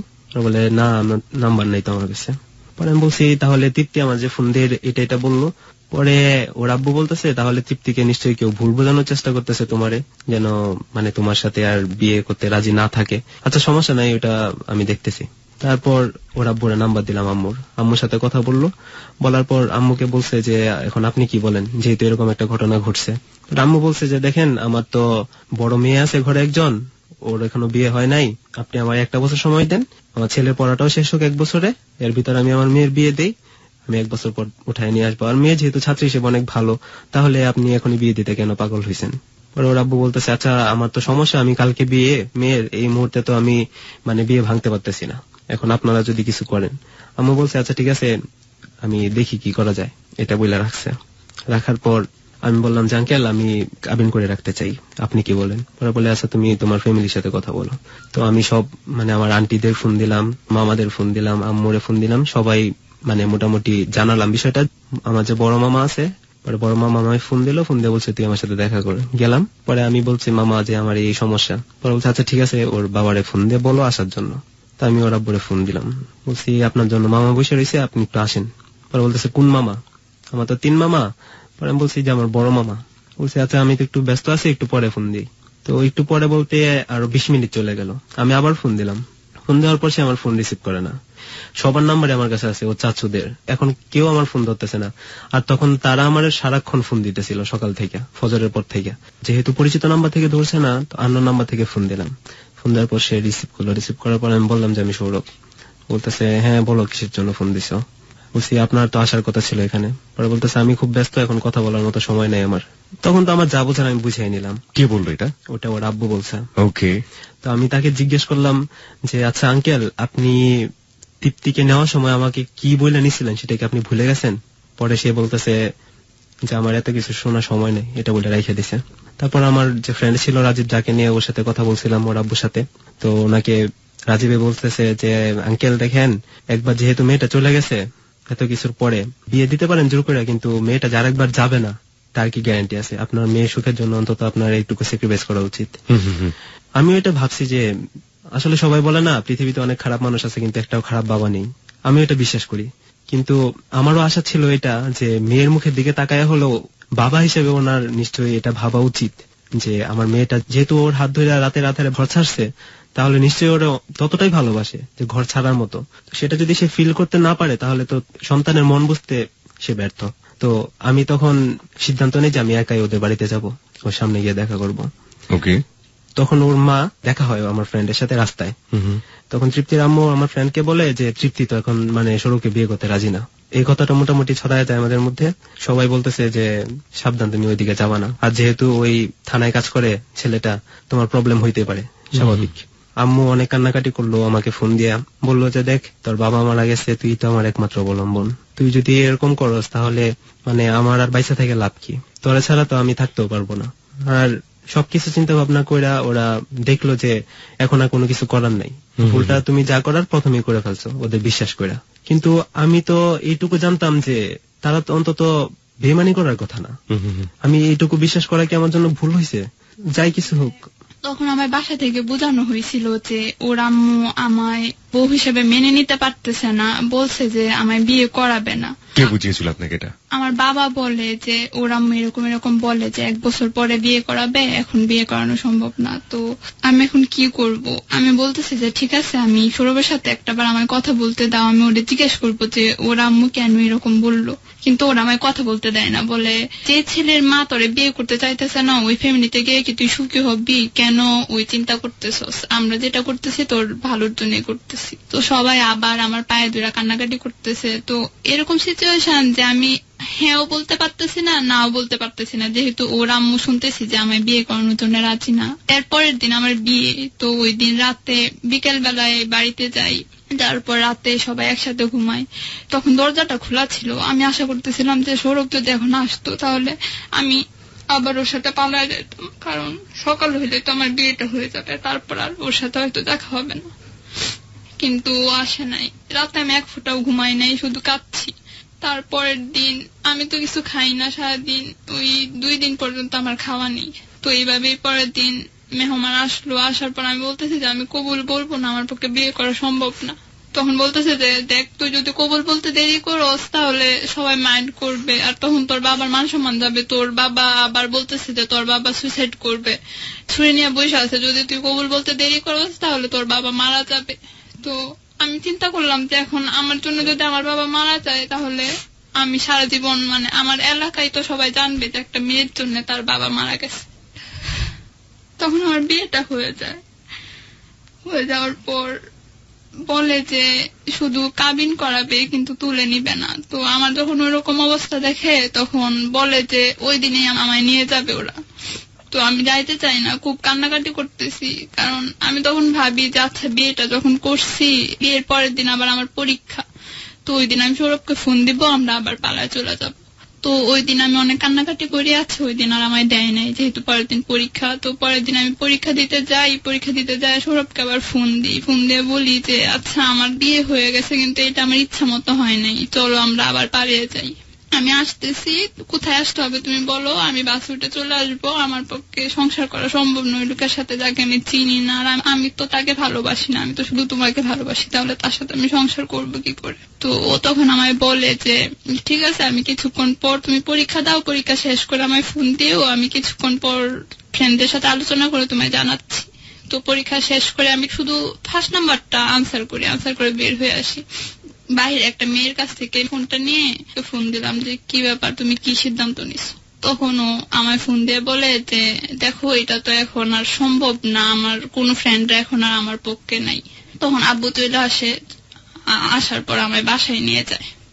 নিয়ে যাওয়ার পর তুমি বলো। আমি সৌরভের কাছে যাবো, যাওয়ার আগে আপনার কাছে আসতে চাই তৃপ্তি, সেটা হচ্ছে আপনি যাকে বিয়ে করলেন এই ভদ্রলোক কি আপনার পাস্ট ব্যাকগ্রাউন্ড সম্পর্কে জানতো যে আপনি একটা ছেলেকে লাভ করেন? আমার মনে হয় ছেলেটা জানতো, কারণ সৌরভ থানায় ওসির কাছে বলছে পুরো ব্যাপারটা যে আমার সাথে সম্পর্ক ছিল। তারপর ওসি ওরে ডাকায় নিয়ে যাওয়ার পর বলে যে মেয়ের তো আরো ছেলেদের সাথে সম্পর্ক আছে, তো তুমি ওরে বিয়ে করো না। তখন ছেলে বলে যে ওই মেয়ে যদি 50টাও সম্পর্ক করে থাকে তবু আমি ওকে বিয়ে করবো। What was the thing? আমরা একটু আপনার কাছে জানি কি ছিল ঘটনাটা, ও যেটা বললে একটু। আমার যে মামাতো ভাই, ওর ফ্রেন্ডের বাবা থানায় ভালো পরিচিত। আমি চাইছিলাম একবার থানায় যাইতে বলতে, কিন্তু সবাই ভয় পায়, আমার যাইতে দেয় না। তারপর কাজিনের ফ্রেন্ডের বাবারে দিয়ে ফোন করা হয়েছে ওসির কাছে। ওসি নাকি বলছে যে ওই ছেলের মা এই বিয়েতে রাজি না, কিন্তু ছেলে এমনই পাগলা হয়েছে, মা বলছে যে তারে ত্যায্য করবো যদি ওই মেয়ের বিয়ে করে, কিন্তু তারপরে বলতেছে ত্যায্য করলো আমি ওই মেয়েকে বিয়ে করবো। আর রিলেশনের কথাও সে শুনছে, কিন্তু সে বলতেছে যদি 50টাও রিলেশন থাকে তারপরও। আর বাড়িতেও নাকি মানে কথা হয়েছে, ওর আব্বুর সাথে ফোরানো হয়েছে যে ছেলে সম্পর্কে যদি, আমার সম্পর্কে যদি আপনি কিছু শুনেন বিয়ে ভাঙতে পারবেন না, মেয়ে সম্পর্কে কিছু শুনলে আমি বিয়ে ভাঙবো না। এটা ছিল মানে এটা ছিল কথা, কন্ট্রাক্ট। আর আমাকে বিয়েটা করা হয় যে এরকম ভাবে যে আমি ওকে কখনো ডিভোর্স দিতে পারবো না, ও না চাইলে আমি ডিভোর্স দিতে পারবো না, ও যদি চায় তাহলে দিতে পারবো। কাবিনের একটা বিধান থাকে, এটা আমরা জানি যে মুসলিম বিবাহ অনুযায়ী ওখানে কাবিনের একটা বিধান থাকে যে এরকম ও যেটা বলছিল যে সেখানে ছেলের অনুমতি নিতে হয় যে ডিভোর্স আসলে দিতে পারবে কি পারবে না। সেই জায়গাটায় আমরা দেখেছি আপনার কাবিননামা, সেখানে উল্লেখ আছে যে আপনি দিতে পারবেন না, যাই হোক না কেন, পাগল ছাগল যাই হয়ে যাক, আপনি তাকে ডিভোর্স দিতে পারবেন, আমরা দেখেছি সেটা। হ্যাঁ, তারপর আমার সিচুয়েশনটা ছিল এরকম যে আমার 2 রাত ধরে ঘুম নেই। আম্মু আমার ফোন দিয়া মানে কাঁদতেছিল, তখন হরতাল চলতেছিল লাগাতার, তো আম্মু ঢাকা থেকে আসতেও পারতেছে না। তো তো আম্মু আমার বলতেছিল সৌরভ তুই একটু ঘুমা। আমি বলছি আম্মু আমি ঘুমাবো কি করে, আমি চোখ বন্ধ করলেই মনে হয় এই মুখটা আমার সামনে চলে আসে, আর তখন তো আমার মাথা ঠিক থাকে না, মানে আমি কোনো ঘুরের মধ্যে আছি, কোন একটা স্বপ্নের মধ্যে আছি।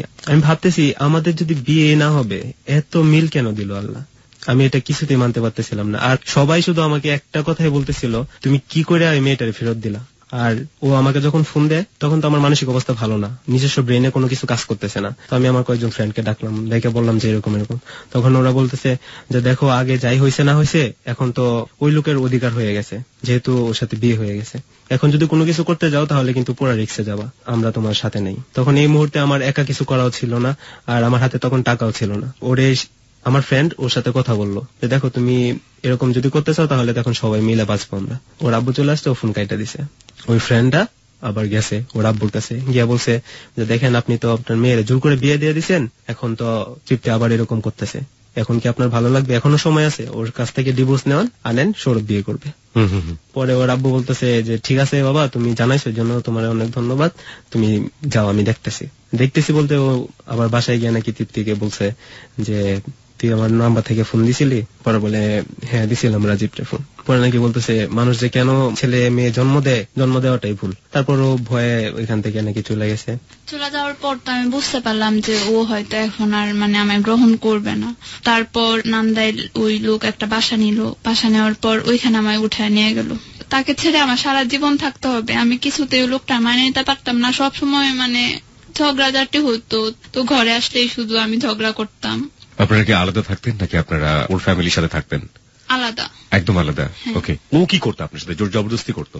হ্যাঁ, যখন মানে নিতে পারতাম না তখন আমাদের বাসার পাশেই বাসা ভাড়া নেয়, তো রাতে আমাদের বাসায় থাকি 2টার দিকে আম্মু আবার আমার এখানে নিয়ে আসে, আমি ফোন দিয়ে দেখি ওয়াইটিং। তো আমি আম্মুর নিয়ে বাসায় আসি, তো দরজার পাশে শুনতে পাই যে কারোর সাথে কথা বলতেছে।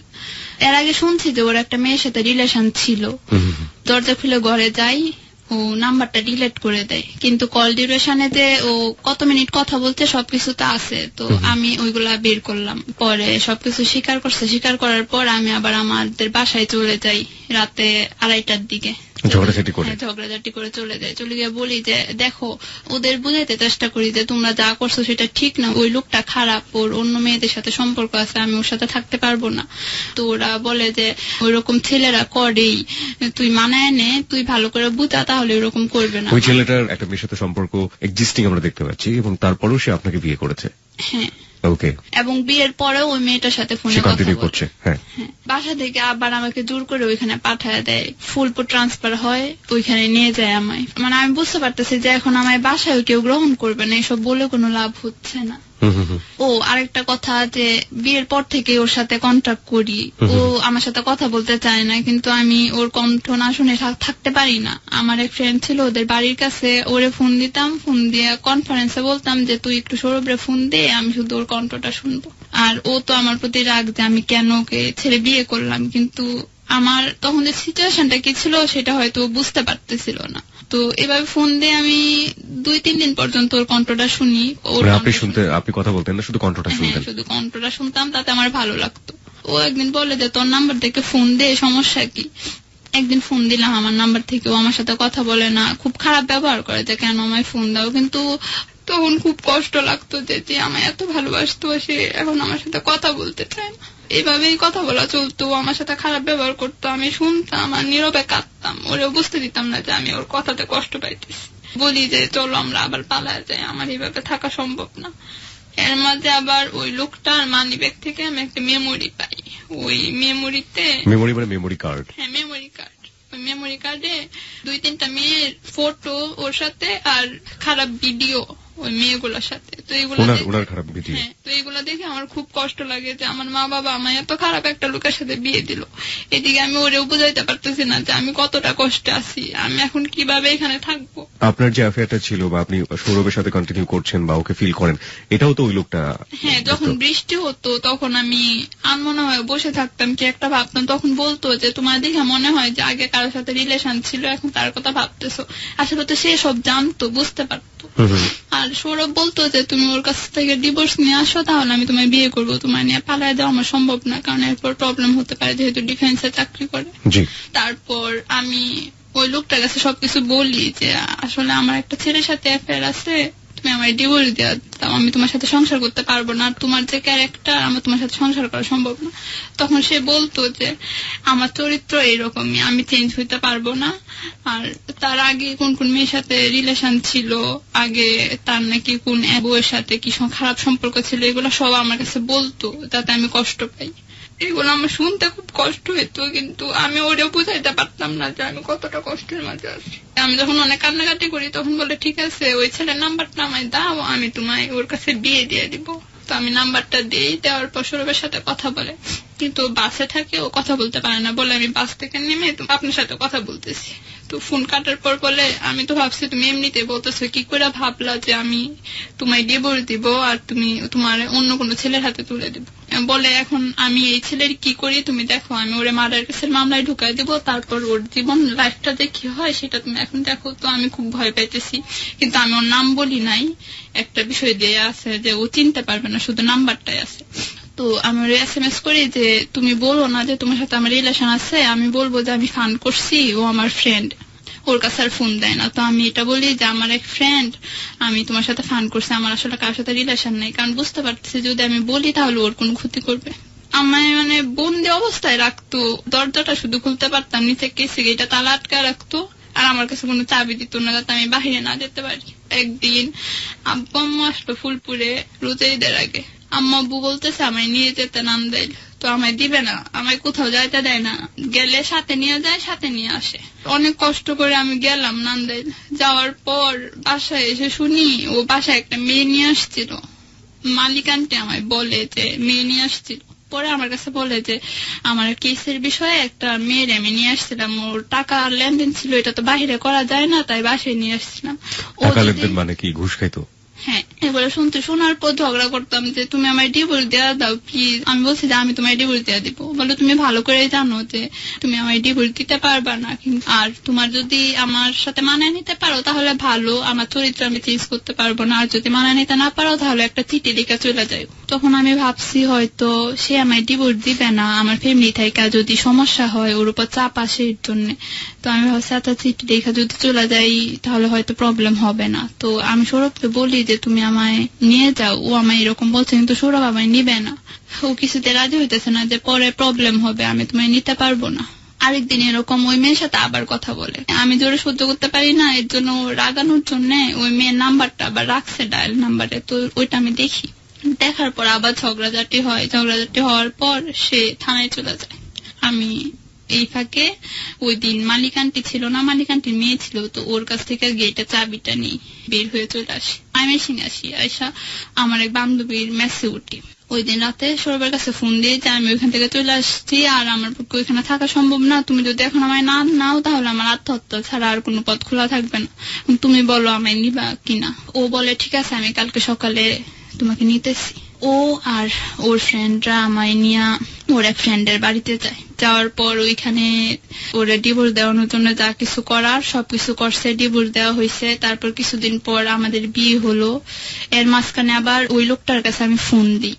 আব্বু তখন চাইতেছিল যে আমি ওই লোকটার কাছে চলে যাই, মানে আমায় নিতে চেষ্টা করতেছিল। মানে আপনি তারপরে শেষ পর্যন্ত পালালেন আপনার সৌরভের সাথে এবং পালিয়ে গিয়ে আপনি ডিভোর্স দিয়ে দিলেন।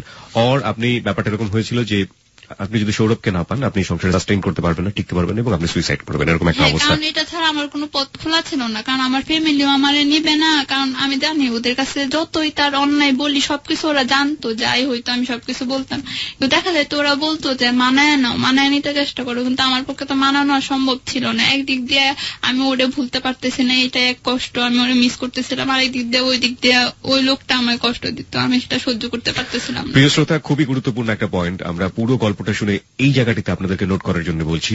মেয়েটির বিয়ে হয়ে গেল, হয়ে যাওয়ার পরে যে সংসারে সে গেল সেখানে একজন সৎ চরিত্রবান মানুষ, তার দিক থেকে যেরকম এক্সপেক্ট সে করেছিল হাজবেন্ড হিসেবে সেরকম সে পায়নি। এক, দুই নম্বর হচ্ছে একটা ছেলেকে সে চরম ভাবে ভালোবাসতো, তখনও ভালোবাসতো, সেই ছেলেটির প্রতি তার এক ধরনের এফেকশন সবসময় কাজ করেছে এবং সেই ছেলেটির কাছে সে বারবার ফিরে যেতে চেয়েছে, কিন্তু সৌরভ তাকে বলেছে যে না, আমি ভাবে তোমাকে রিসিভ করবো না, নিলে সমস্যা হতে পারে, এবং সেজন্য বলেছে তুমি যদি আসতে চাও বৈধ উপায়ে আসো।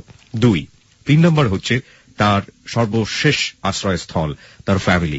তার ফ্যামিলির কাছে প্রত্যেকটা জিনিস সে খুঁটে খুঁটে বলতো, এবং তার ফ্যামিলি সবসময় একটা কথা বলতো তাকে যে মানিয়ে নাও, এরকম হয়, ছেলেরা এরকম থাকে এবং মানিয়ে নিতে হবে। কোন জায়গায় যখন জায়গাটা সে না পেল, সর্বশেষ সিদ্ধান্ত নিল সে সুইসাইড করবে। এরকম একটি অবস্থায় সৌরভ, তখনও কিন্তু সে মেয়েটাকে চরম ভালোবাসে। সৌরভ কোনোভাবেই চাইবে না তার জীবনের যে সাধনা বা তার যে ভালোবাসার মানুষ, সে মানুষটা ভাবে মারা যায়। সৌরভ সিদ্ধান্ত নিল মেয়েটাকে সে যে কোনো ভাবেই হোক ওখান থেকে বের করে নিয়ে আসবে, এবং সেটা সে করেছে। করার পরে তারা বিয়ে করেছে, এবং বিয়ে করার আগে তারা যে ডিভোর্সটা দেওয়ার কথা হলো তৃপ্তির কাছ থেকে, সেই ডিভোর্সটা তারা দিয়েছে। তারপরে আমরা ফিরতে চাই, তারপরে কি হলো? আসলে বিয়ে হয়ে যাওয়ার পর যখন আম্মু আব্বা আমায় বুঝাতো যে মানায় নিতে চেষ্টা করো, অন্তত আমার মুখের দিকে তাকায়, তখন মানে আমি যতই মানায় নিতে চেষ্টা করতাম পারতাম না, কারণ তার তো ক্যারেক্টার খারাপ ছিল। আর সৌরভ আমার সাথে যতই খারাপ ব্যবহার করতো, আমার এইটুকু বিশ্বাস ছিল যে ও হয়তো আমার সুখের জন্য এরকম করতেছে, আমি যাতে ওরে ভুল বুঝা আমি সংসারটা করতে পারি। ওর প্রতি আমার বিশ্বাস ছিল যে আমি যদি ঘর ছেড়ে চলে যাই তাহলে ও অবশ্যই আমাকে নিবে, অন্তত রাস্তায় আমাকে ছেড়ে দিবে না। আর ওর উপর সেই বিশ্বাসটা রেখেই আমি ঘর ছাড়ি। ওকে, তারপর সৌরভ? সত্যি বলতে কি, ও যখন বিয়ের পর আমায় ফোন দিত, ফোন দেওয়ার পর ওর নাম্বারটা দেখলে আমার খুব খারাপ লাগতো। রিসিভ করার পর মানে ওর ভয়েসটা শুনবো, এই ভয়েসটা তো আমার ছিল, কিন্তু এখন আমি নিজের করে ভাবতে পারতেছি না। এর জন্য ওর ভয়েসটা শুনতে আমার অনেক মানে কষ্ট হতো। আর ও যখন অনেক কান্নাকাটি করতো আমার কাছে ফোন দিয়া, ও ফার্স্ট আমাকে একটা SMS পাঠাইছিল যে আমার চোখের জল যদি তুমি মুছে দিতে পারতা তাহলে আমার লাইফটা ধন্য হয়ে যেত। আমি মানে তখন বুঝতে পারতেছিলাম না যে ও কি এখনো চায় আমার কাছে আসতে। আমি ওরা বলতাম যে তোমার যে লোককে বিয়ে করছো ও অনেক বড় লোক, অনেক টাকা পয়সা আছে, তাহলে তোমার আর কি চাই। জিদ করে বলতাম যে মেয়েদের তো টাকা হলেই চলে, আর কি প্রয়োজন তোমার। পরে বলে আমার টাকা প্রয়োজন নাই, আমার শুধু একটা ভালো ঘর দরকার, আমার চরিত্রবান একজন হাজবেন্ড দরকার। তো ও যখন কান্নাকাটি করতো তখন উপর দিয়ে যত কিছু বলতাম আমিও কাঁদতাম, কিন্তু আমার মানে চোখের পানি পড়তো শুধু নিঃশব্দে, ও সেটা শুনতে পাইতো না। আমি যত কঠিন বলতাম ততই আমি আর বেশি আঘাত পাইতাম ওরে বইলা। আর ভাবতাম যে মেয়েটার একবার মন খারাপ হলে আমার কিছুই ভালো লাগতো না, যে একবার কাঁদলে আমি অস্থির হয়ে যেতাম। আর সেই মেয়েটা আমার কাছে এসে এত কান্নাকাটি করতেছে, ও শুধু একটু বলতো যে তুমি না আমার ভালোবাসো, তুমি না আমার বলতো আমার জন্য সবকিছু করতে পারো, তাহলে আজকে আমি তোমার কাছে যাওয়ার জন্য এত পাগল হয়ে আছি, এত মানে কান্নাকাটি করতেছি, তুমি কেন রেসপেক্ট করতেছো না? আর আমি তো তোমার কাছে গেছিলাম, তুমি কেন আমায় ফিরাই দিছিলা? ওকে, এই ইকুয়েশন গুলো নিশ্চয়ই আমরা জানি সৌরভ, ফিলিংসটা আমরা জানি। আপনি ঠিক সেই জায়গাটা থেকে ফোকাস করুন যে আপনারা বিয়ে করলেন, ডিভোর্স দিয়ে দিলেন, তারপর? হ্যাঁ, ডিভোর্স লেটার যখন ও চলে গেল, চলে যাওয়ার পর আমার ফোন অফ। তারপর সকালে ওর মা গেল আমার বাড়িতে, গিয়ে আম্মুর কাছে বলতেছে হ্যাঁ আপনার ছেলে আমার মেয়েরে নিয়ে চলে গেছে, এখন আমার মেয়ে কোথায় আছে? আম্মু বলতেছে আপনার মেয়ে বিয়ে দিছেন, কোথায় আছে না আছে আপনার জামাই জানে, আমার ছেলে কি জানে, তো এখানে আসতেছেন কেন? আর ও যে আমাকে ফোন দিত এটা আমার ফ্যামিলি জানতো। তো আম্মু সবসময় বলতো যে সৌরভ আগুন নিয়ে খেলতে যাও না, ও ঝামেলা করবেই। তারপর ওরা বিভিন্ন মাধ্যমে চেষ্টা করে এক খোঁজ করার জন্য। আমাদের বিয়ে হয়ে যায় কিন্তু এটা ওরা জানে না। একদিন আমি ওই লোকটার কাছে ফোন দিই, ফোন দেওয়ার পর লোকটা বলে যে তুমি যে একটা ছেলের সাথে গেছো আমি সবকিছু জানি, কারণ আমি তো ফোন ওর সাথে কথা বলতাম, ও আবার সবকিছু নেটওয়ার্কের মাধ্যমে জানছে, কত মিনিট কথা হয়েছে, কি কল লিস্টে সবকিছু জানতে পারছে। তারপর আমি কথা বলার পর বলতেছে যে তুমি যদি আমার কাছে এখন না আসো তাহলে আমি ওর কত বড় ক্ষতি করব সেটা তুমি চিন্তাও করতে পারো না। আমি ওর একটার পর একটা মার্ডার কেসে মামলায় ঢুকায় রাখবো, ও জেল হয়ে যাবে 10 বছর কিংবা 12 বছর, তখন তুমি কোথায় থাকবা? রাস্তায় যাওয়া ছাড়া আর কোনো পথ খোলা থাকবে না, তুমি আমার কাছে চলে আসো, তাহলে আমি কথা দিতেছি ওই ছেলের কিছু করব না। কিন্তু ও যে কতটা খারাপ সেটা তো আমি জানি, আমার আর ফিরা যাওয়া তখন সম্ভব ছিল না, আর আমি তো ওর কাছে ফিরা যাবো না, যেহেতু আমি আমার ভালোবাসার মানুষ পাইছি এত কষ্টের পর। তো এরপর থেকে ওর সাথে আর কোনো যোগাযোগ করি না। ও বলছে যে মানে আমি ওই ছেলেরা ক্রস ফায়ার দিব, এগুলা বলছে তুমি যদি না আসো। তারপর আব্বুর সাথে যোগাযোগ হয়, ওর এক মামার সাথে আব্বুর কথা হয়, মানে আমাদের গ্রামে একটা বলবে সালিশ বসবে, বলছে যে আমাদের বিয়ে দিয়ে দিবে, ওইটা বলছে, আর ওই ছেলের সাথে ডিভোর্স করা দিবে। কিন্তু আসলে সেটা ছিল আব্বুর আর ওই ছেলে সাজানো। এটা ছিল 24 তারিখ ছিল এটা মানে ডেট, অথচ 22 তারিখ তারা কেস কইরা মানে এফআইআর করে রাখছে, আমরা সবাই একসাথে যাবো আর একসাথে ধরে নিয়ে চলে যাবে। সেখানে এটা ছিল প্ল্যান। আমি ছিলাম, সেকেন্ড সৌরভ, থার্ড মা, মানে যিনি সৌরভের মা। ওকে, তারপর আমরা পরিকল্পনাটা বুঝতে পারি, তখন আমরা আর আসিনি। আসার পর 24 তারিখে সালিশের কথা ছিল, কিন্তু সালিশ হয়নি যেহেতু আমরা নাই। তো আব্বুর সাথে আমার বিকালে কথা হয়, আমি বলছি আব্বু সালিশ নাকি হবে না, বলতেছে না কোনো মানুষ না থাকলেও হবে। বলতেছে তুমি যদি আজকে না আসো তাহলে আজকে রাতে 2-3 জন থানায় যাইতে হবে। রাতে 3টার দিকে বাড়ি থেকে ফোন আসে আমার নাম্বারে, আপুর ফোন। ধরার পরে আপু বলতেছে তোমায় জন্ম দিয়া তো আমার আম্মু অনেক ভালো কাজ করছে, তার বিনিময়ে এখন আমার মার জেলে যাইতে হয়েছে। কি বলো এসব তুমি, কি হয়েছে? বলতেছে 2 গাড়ি পুলিশ এসে আম্মুরে মাত্র ধরে নিয়ে গেছে। বাকরুদ্ধ, কি বলবো এখানে। পরে শুনলাম যে কেস হয়েছে। এরকম কি কখনো হয় যে ছেলে প্রেম করবে কিংবা মেয়েকে বিয়ে করবে, ওইটা কি মা কখনো জানবে? মার তাতে কি দোষ? যখন সবাই দুষতেছিল যে আমি ওরে নিয়ে গেছি, ওরা বলতেছে, প্রথম বলছে 3 লাখ টাকার জিনিস নিয়ে চলে গেছে, টাকা আর স্বর্ণালঙ্কার নিয়ে। ও নান্দাল থানার ওসিরে ফোন দিছে, ফোন দিয়ে বলছে যে আঙ্কেল আমি তো কারোর সাথে যাই নাই, আমি নিজের ইচ্ছায় বের হয়ে চলে আসছি, আমি ওই ছেলের ডিভোর্স দিয়ে দিছি। নান্দালের ওসি বলতেছে ঠিক আছে, তুমি যখন কারোর সাথে যাও নাই তো তুমি তোমার ফ্যামিলিতে ফিরে আসো। পরে বলতেছে আমি যেহেতু প্রাপ্তবয়স্ক, আমি কোথায় থাকবো না থাকবো এটা এখন তো আমার ব্যক্তিগত ব্যাপার। বলার পরে নান্দাল থানার ওসি তো সবকিছু জানতো, ফুলপুর থেকে কেস করে নান্দাল থেকে ধইরা ওদের সাইন অবশ্যই লাগছে, ওরা সাইন দিয়েছে বিধায় ওরা আসামি ধরে নিয়ে গেছে এক থানা থেকে আরেক থানায়। ধরে নিয়ে গিয়া আম্মুরে ফুলপুর থানায় রাখছে। তো ওইখানে তো মানুষ গেল আমাদের অনেক, তো আম্মুরে যতটা পারে কথাবার্তা বইলা অনেক অপমান অপদস্থ করছে। কি আম্মুরে বলতেও, নিশ্চয়ই আপনার চরিত্র খারাপ, না হয় আপনার ছেলে চরিত্র এত খারাপ হলো কেন? আম্মু পরে বলছে যে আপনি মুখ সামলায় কথা বলেন, আপনি আমার সম্পর্কে কি জানেন? পরে বলতেছে আপনার না হলে আপনার হাজবেন্ডের চরিত্র নিশ্চয় খারাপ ছিল, এই জন্য আপনার ছেলে আরেকজনের বউ নিয়ে ভাগছে। বাজে বাজে কমান্স করতো এরকম। ওই লোকের আব্বু নাকি এসে বলতেছে আপনার ছেলে তো চোর, আপনার কাছে নিয়ে টাকা পয়সা দেয় নাই, অনেকদিন তো ভালোভাবে চলতে পারবেন, খাইতে পারবেন, ঘুরতে পারবেন। এইসব বলার পর আমার মা বলতেছে আমি তখন ভাবতেছিলাম যে আত্মহত্যা করা যদি আল্লাহ পাপ না দিত তাহলে আমি সাথে সাথে ওইখানে সুইসাইড করতাম। আর ওরা বলতেছে নাকি যে ছেলেরে নিয়ে আসেন তাহলে মারে ছেড়ে দেবো। আর এই হুমকিও দিছে যে আমি 2 বছর পর নান্দাল থানায় ওসি হয়ে আসবো, তখন আমি আপনার ছেলেকে দেখে নিব। ও আমার বোনের বিয়ে ঠিক ছিল, মোটামুটি কথাবার্তা চলতেছিল, দেখতে আসছিল। আপুরে ফোন দিয়ে বলতেছে আপনার তো কপাল ভালো, আমি তো জানতাম না বিষয়টা, জানলে তো আপনারও নিয়ে আসতাম। আমার সাথে রিলেটিভ যত লোক ছিল, ছেলেবেলে ছিল, বন্ধু বান্ধব, কেউ কিন্তু বিষয়গুলো প্রথম জানতো না। সবাইকে ফোন দিয়ে হুমকি দেওয়া হয়েছে, এমনকি সবারই সিম অফ করে রাখছে ভয়ে। তো এরকম একটা পরিস্থিতিতে তো আমি বলছি যে আচ্ছা ঠিক আছে আমি থানায় আসবো, ওরা আমার মাইরা ফেলুক।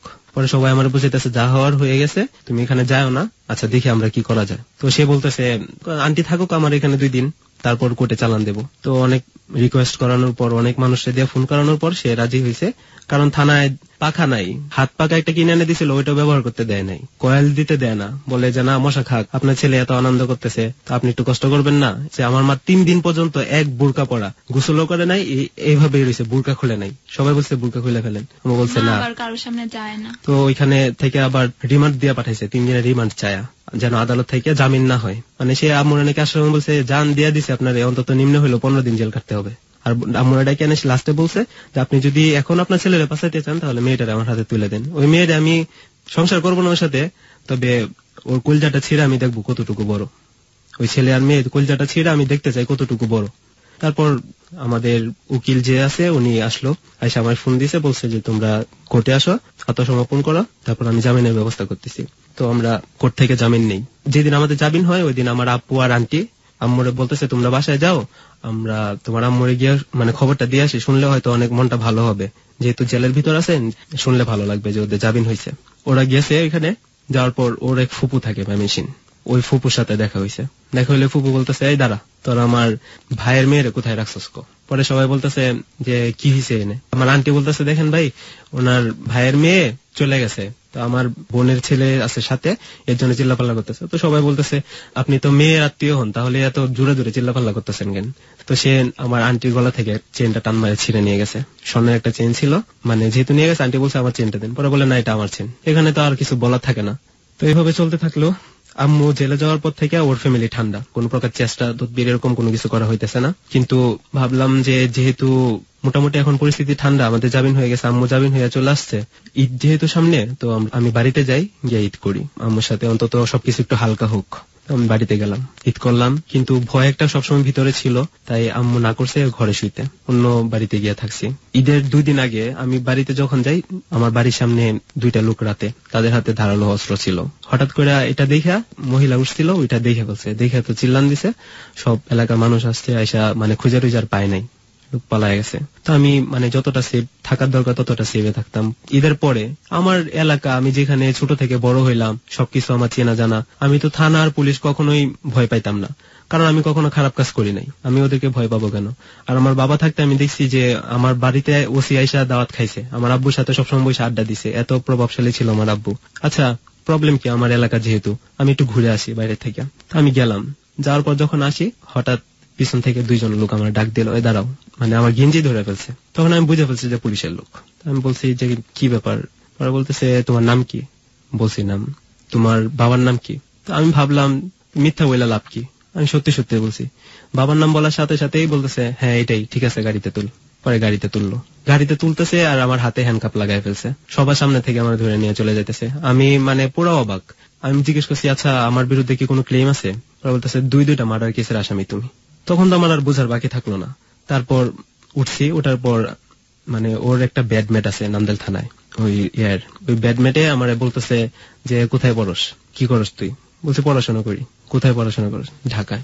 পরে বলতেছে ঢাকা কয়টা খুন করে রেখে আসছস? আমি বলছি আমি তো পড়াশোনা করতে গেছি, খুন করতে তো যাইনি। আমি খুন করবো কেন? আমি কি খুনি? সে আমার একটা চড় মারছে। সাথে যে পুলিশরা ছিল ওরা বলতেছে স্যার মাইরেন না, এখানে মানুষে দেখলে সমস্যা হবে। পরে বলতেছে আচ্ছা যা তোরা থানায় নিয়ে বানামো। ওই জায়গায় বসেই ও ফোন দিছে ওই লোকের কাছে। ফোন দিয়া বলতেছে হ্যাঁ স্যার ধরছি তো, থানায় বানামো ঠিক মতনে, এটা বলতেছে। তখন তো আমি ভাবতেছি আমার যে ধরে নিতেছে থানায় নিয়ে কি করবে সেটা বড় কথা না, কিন্তু তৃপ্তি যদি এটা শুনে তাহলে ও নিশ্চিত মানে অনেক কান্নাকাটি করবে, আর আমার আম্মু কি করবে না হয়, ওরা তো পাগল হয়ে যাবে এগুলো শুনলে। তা আমি এটাই ভাবতেছি যে আমার লাইফ শেষ। তো থানায় যাওয়ার পর আমার হাতে হ্যান্ডকাপ, আমার সাথে আরো 2টা ছেলে ধরে নিছে সন্দেহভাজন হিসাবে। তো আমি তো শিওর যে আমার বিরুদ্ধে মার্ডার কেসের আসামি দিছে আমারে, এর জন্য ধরছে। তো থানায় যাওয়ার পর আমার সবকিছু রাখছে, রাখার পর নাম ঠিকানা লেখা, আমি বসে রয়েছি চুপ করে।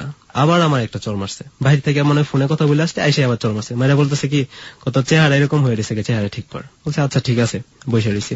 আর হাতে হ্যান্ডকাপ, হাত লড়াতেছি, বলতেছে কি তুই লড়স কেন লাগিয়া, এটা বলে আবার চড় মারছে। মারার পর আরেকটা যে পুলিশ ছিল, ওই পুলিশটা এসে আমার হ্যান্ডকাপটা খুলছে, খুলে বলতেছে ভাই আপনি লড়েন না চড়েন না, চুপ করে বসে থাকেন। তারপর আমার বলতেছে যাও গাড়াদের ভিতর বলে দেন ওদের। আমি তো কখনো জেলখানায় যাই নাই, তো এখানে যাওয়ার পর দেখতেছি কিভাবে এখানে থাকবো, চিন্তা করতেছি রাতের বেলায়। তারপর লোক আসলো, সাথে সাথে অনেক লোক আসছে, আমার বন্ধু বান্ধব আসছে, আত্মীয় স্বজন সবাই আসছে। ওরা এসে বলতেছে যে তোমার কিসের জন্য ধরে আনছে? আমার এলাকার কমিশনারও আসছে। আমি বলছি কারণ তো একটাই, আগে খবর নিয়ে দেখেন আমার বিরুদ্ধে কি কোনো কেস আছে নাকি। পরে বলছে না কোনো কেস নেই। তাহলে আমার ধরে আনলো কেন? পরে আম্মু ফোন দিছে ওসির কাছে, ফোন দিয়ে বলছে আমার ছেলে তো যে কেস আছে ওইটার রিকলের কাগজ তোর কাছে আছে, তাহলে ওকে ধরে আনছেন কেন? পরে বলতেছে ধরে আনছি, আপনি তো আগেও বলছিলেন যে আপনার ছেলে মানে মেয়েরে তুইলা নিয়ে যায় নাই, কিন্তু মেয়ে তো আপনার ছেলের কাছেই আছে, আপনার ছেলের সাথে আমার কিছু কথা আছে, জিজ্ঞাসাবাদ করবো। আম্মু বলছে জিজ্ঞাসাবাদ করবেন, এর জন্য কি ধরে নিতে হয়? পরে বলতেছে আচ্ছা ঠিক আছে, যদি কোনো কিছু না হয় তাহলে ছেড়ে দেবো, সমস্যা কি, যদি কোনো কিছু না পাই। পরে সবাই আসার পর দেখছে কোনো কেস নাই। পরে আমার একটা কাকা হয় সম্পর্কে ওইখানের স্থানীয়, তো সে আইসা মানে আমার ছুটায় নিছে, আমার স্বাক্ষর রেখা লাস্ট পর্যন্ত ছাড়ছে আমারে। ও এর ভিতর ওই লোকটা নাকি তৃপ্তির আব্বুর কাছে ফোন দিছে, ফোন দিয়ে বলতেছে যে আপনার মেয়ের জামাই তো এখন জেলে আছে, গিয়ে দেখে আসেন না। সবাই তো বুঝার আর বাকি নাই যে যেহেতু সৌরভ ধরে আনছে এতগুলা লোক রাইখা, তাহলে তো ওই করাইছে কাজটা।